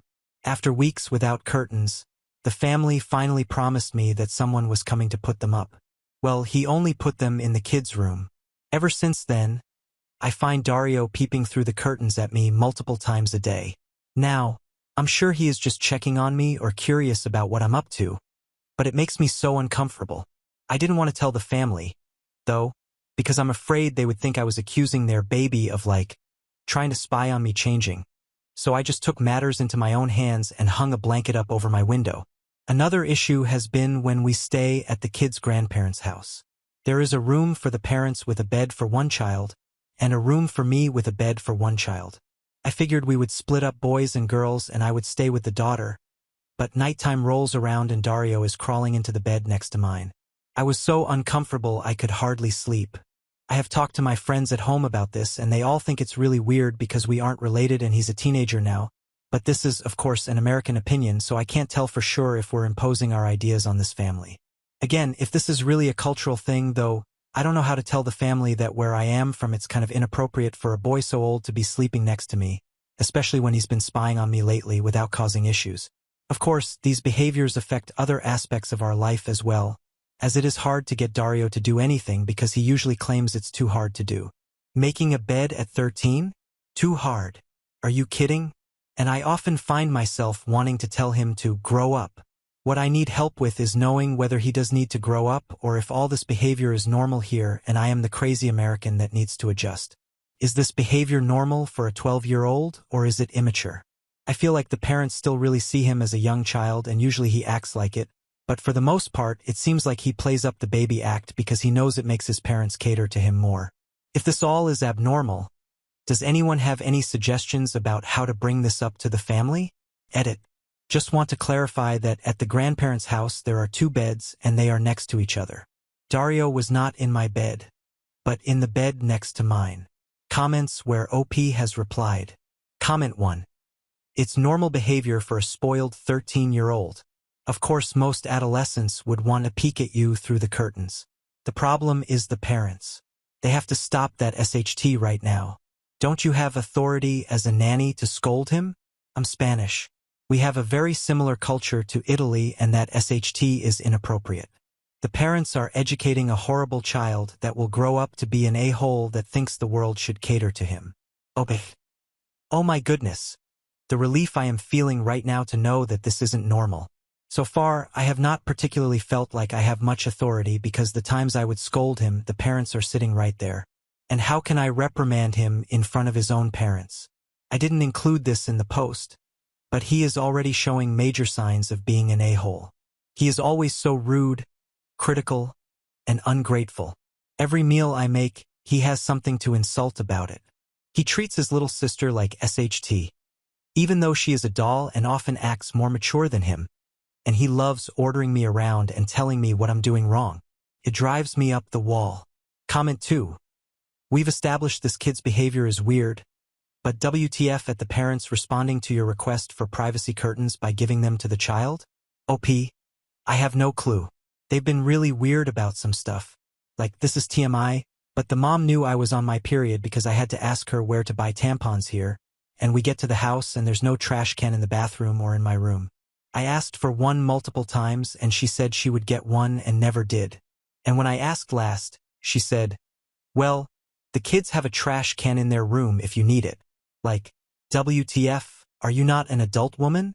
Do you not understand how this works? Update 3 to 4 months later. Hi all, I'm back. Yeah, how long has it been? 3 to 4 months later with an update.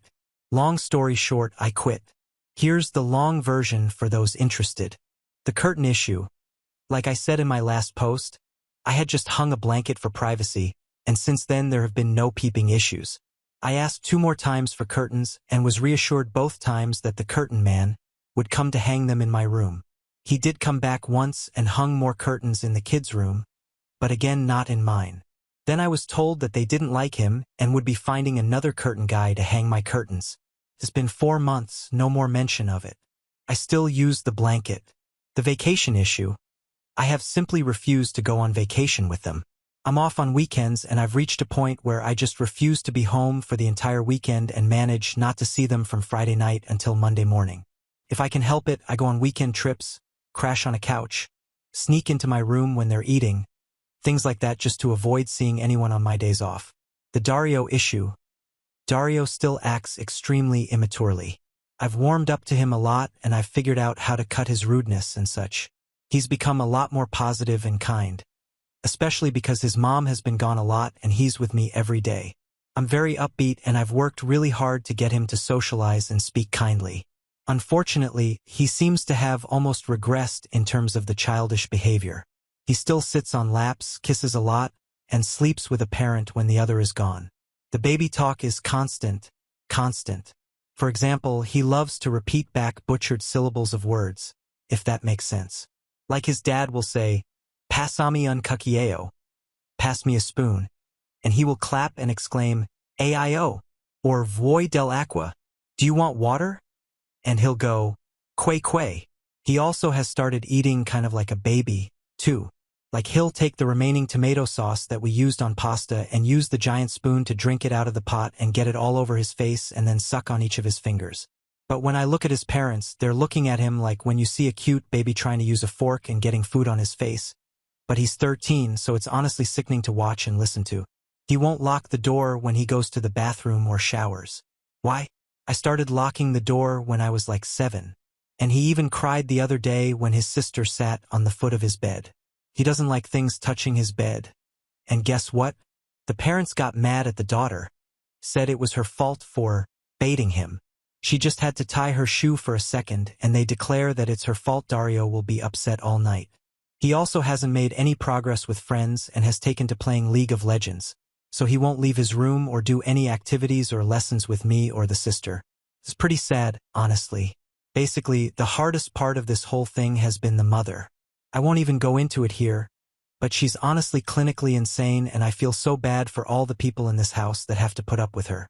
She's just a power-hungry, jealous, bitter woman who needs to see a professional. Basically, I went home for Christmas to be with my friends and family and realized how bad this experience was for my health. I was going out drinking almost every night to escape the house. I was sleeping horribly because I knew she was here and her presence gave me awful anxiety. I was getting yelled at every day, even when I did nothing wrong.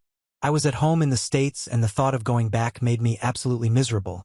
So when I came back I told them I needed to go back early for medical reasons, not totally untrue, and now I'm set to leave the last week of March.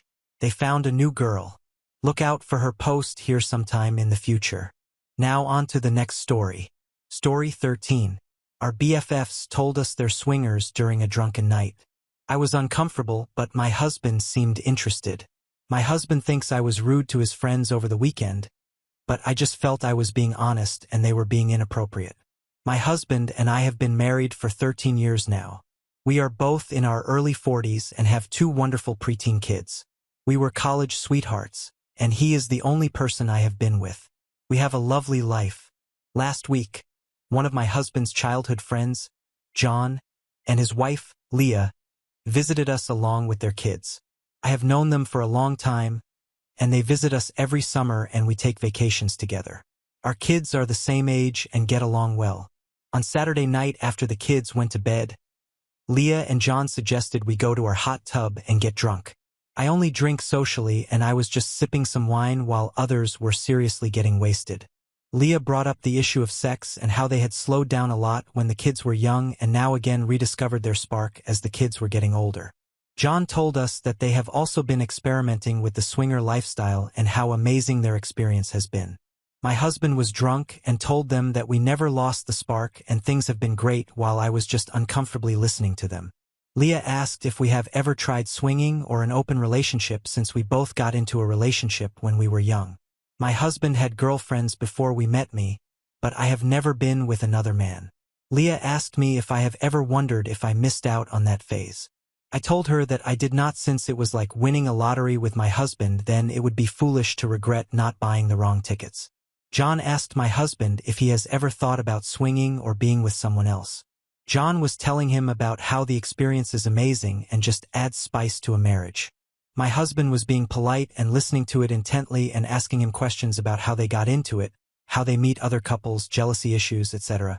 Leah finally asked me if I would consider something like swinging, and it just made me very uncomfortable. I wanted to shut down the discussion and told her that I can never imagine another man touching me in that way and probably would leave my husband if he ever thinks of doing the same. She asked why, and I told her that another man touching me would feel like cheating to me even if my husband was okay with it, and his love is enough for me that I do not seek attention from other men. That shut Leah up and John changed the subject quickly, and we carried on. We did not talk about this for the rest of the trip. After they left, my husband thought that I was being judgmental towards Leah and John about their lifestyle. He feels I should have been nicer to them and not equated swinging to cheating or implied that Leah was seeking attention from other men. I stood my ground and told him that I felt uncomfortable with them pushing their lifestyle onto us. Was I being rude to Leah regarding their swinger lifestyle? I feel everyone should mind their own damn business, but I was triggered by John essentially telling my husband to think about sleeping with other women and Leah implying that I should somehow be less satisfied because I did not sleep around with a lot of guys. Moreover, I also felt my husband should have shut off the subject immediately instead of asking for more information and stories from John. Update. August 13th, 2024. Thank you for all the replies. They really helped me gain a lot of different perspectives. I talked to my husband last night and I cannot believe how much worse things have gotten. I can't believe so many of you could see what I completely overlooked. After the kids went to sleep, I spoke with my husband, Mike. I told him that the situation from the weekend was still bothering me and I wanted to discuss it. I asked him why he didn't feel angry at Leah for implying that I should feel bad for not sleeping with more men and why that thought didn't repulse him. He responded that just because we don't agree with someone's lifestyle choices doesn't mean we should look down on their actions. He said that while I was right to shut her down, equating it to cheating or attention-seeking isn't fair to them. He added that I don't know the circumstances that led them to start swinging in the first place and we shouldn't judge them. I pushed further, and he told me that Leah and John weren't doing well last year and that John felt Leah was distancing herself. Leah brought up the idea of an open relationship with John, which he initially disagreed with. However, they decided that splitting up wouldn't be good for them financially and would be worse for the kids. John then proposed the idea of swinging so they could go out together and avoid doing anything behind each other's backs. According to Mike, they both seem to have reconnected since then, and John said Leah has been happier and more present in their relationship. Mike also mentioned that Leah was just curious about me because I've never even kissed another man. He admitted he was upset because I rudely shut them down, and he feels John might be hurt because Mike believes John was forced into this lifestyle and because I equated Leah's suggestion to cheating. This got me thinking, so I asked Mike how he knew all of this. He told me that John had been confiding in him about it since last year, but he never told me because it was John and Leah's secret to share, and he didn't know if they were comfortable telling me. I started replaying the events of that night in my head. After the kids went to bed, John, Leah, and Mike were drinking. Mike was trying to get me to try his vodka drink, but I'm a lightweight and I know my limits, so I stuck to sipping some wine. Leah decided the weather was great and we all stepped outside onto the patio. Mike started the hot tub and Leah and John decided to get in wearing only their underwear. Mike did the same. They all were asking me to do the same, but I kept my t-shirt on. I didn't think much of it since I've seen both of them in swimwear before. That's when they told me they were into swinging. John and Mike were discussing the benefits of swinging and John was telling Mike how amazing it has been. Meanwhile, Leah was trying to convince me that I should be more curious about sleeping with other men. I think a lot of you were right, they might have been trying to recruit us. What makes it worse is that my husband knew about them and still tried to get me drunk and asked me to undress before getting into the tub. I asked him if he thought they were trying to get us to swing with them. He smiled and said no. But I can easily tell when my husband isn't being truthful, so I kept digging. He then admitted that Leah had asked him about it when they were planning the trip, and he laughed it off because he thought it was a joke. At this point, I was beyond pissed. Leah openly asked my husband about sleeping with him, and he never told me about it. I was playing the perfect host all weekend to a woman who, I seriously doubt it was a joke, asked my husband if he wanted to sleep with her. I was so furious that I slept on the sofa. Mike kept apologizing, saying he didn't want to out Leah and John to me because he thought it was private. However, I genuinely feel Mike's actions were also inappropriate. He tried to get me undressed and drunk in front of these people. I don't know what to do. I think it's safe to say that I'm never going to be around Leah and John again. However, I feel more hurt by Mike and his actions, and I'm unsure of what I'll do next. We have reached the end. If you enjoyed this video, please be sure to like and subscribe to the channel for more videos like this, and give us your thoughts about the stories in the comments section. Thank you and see you in the next video.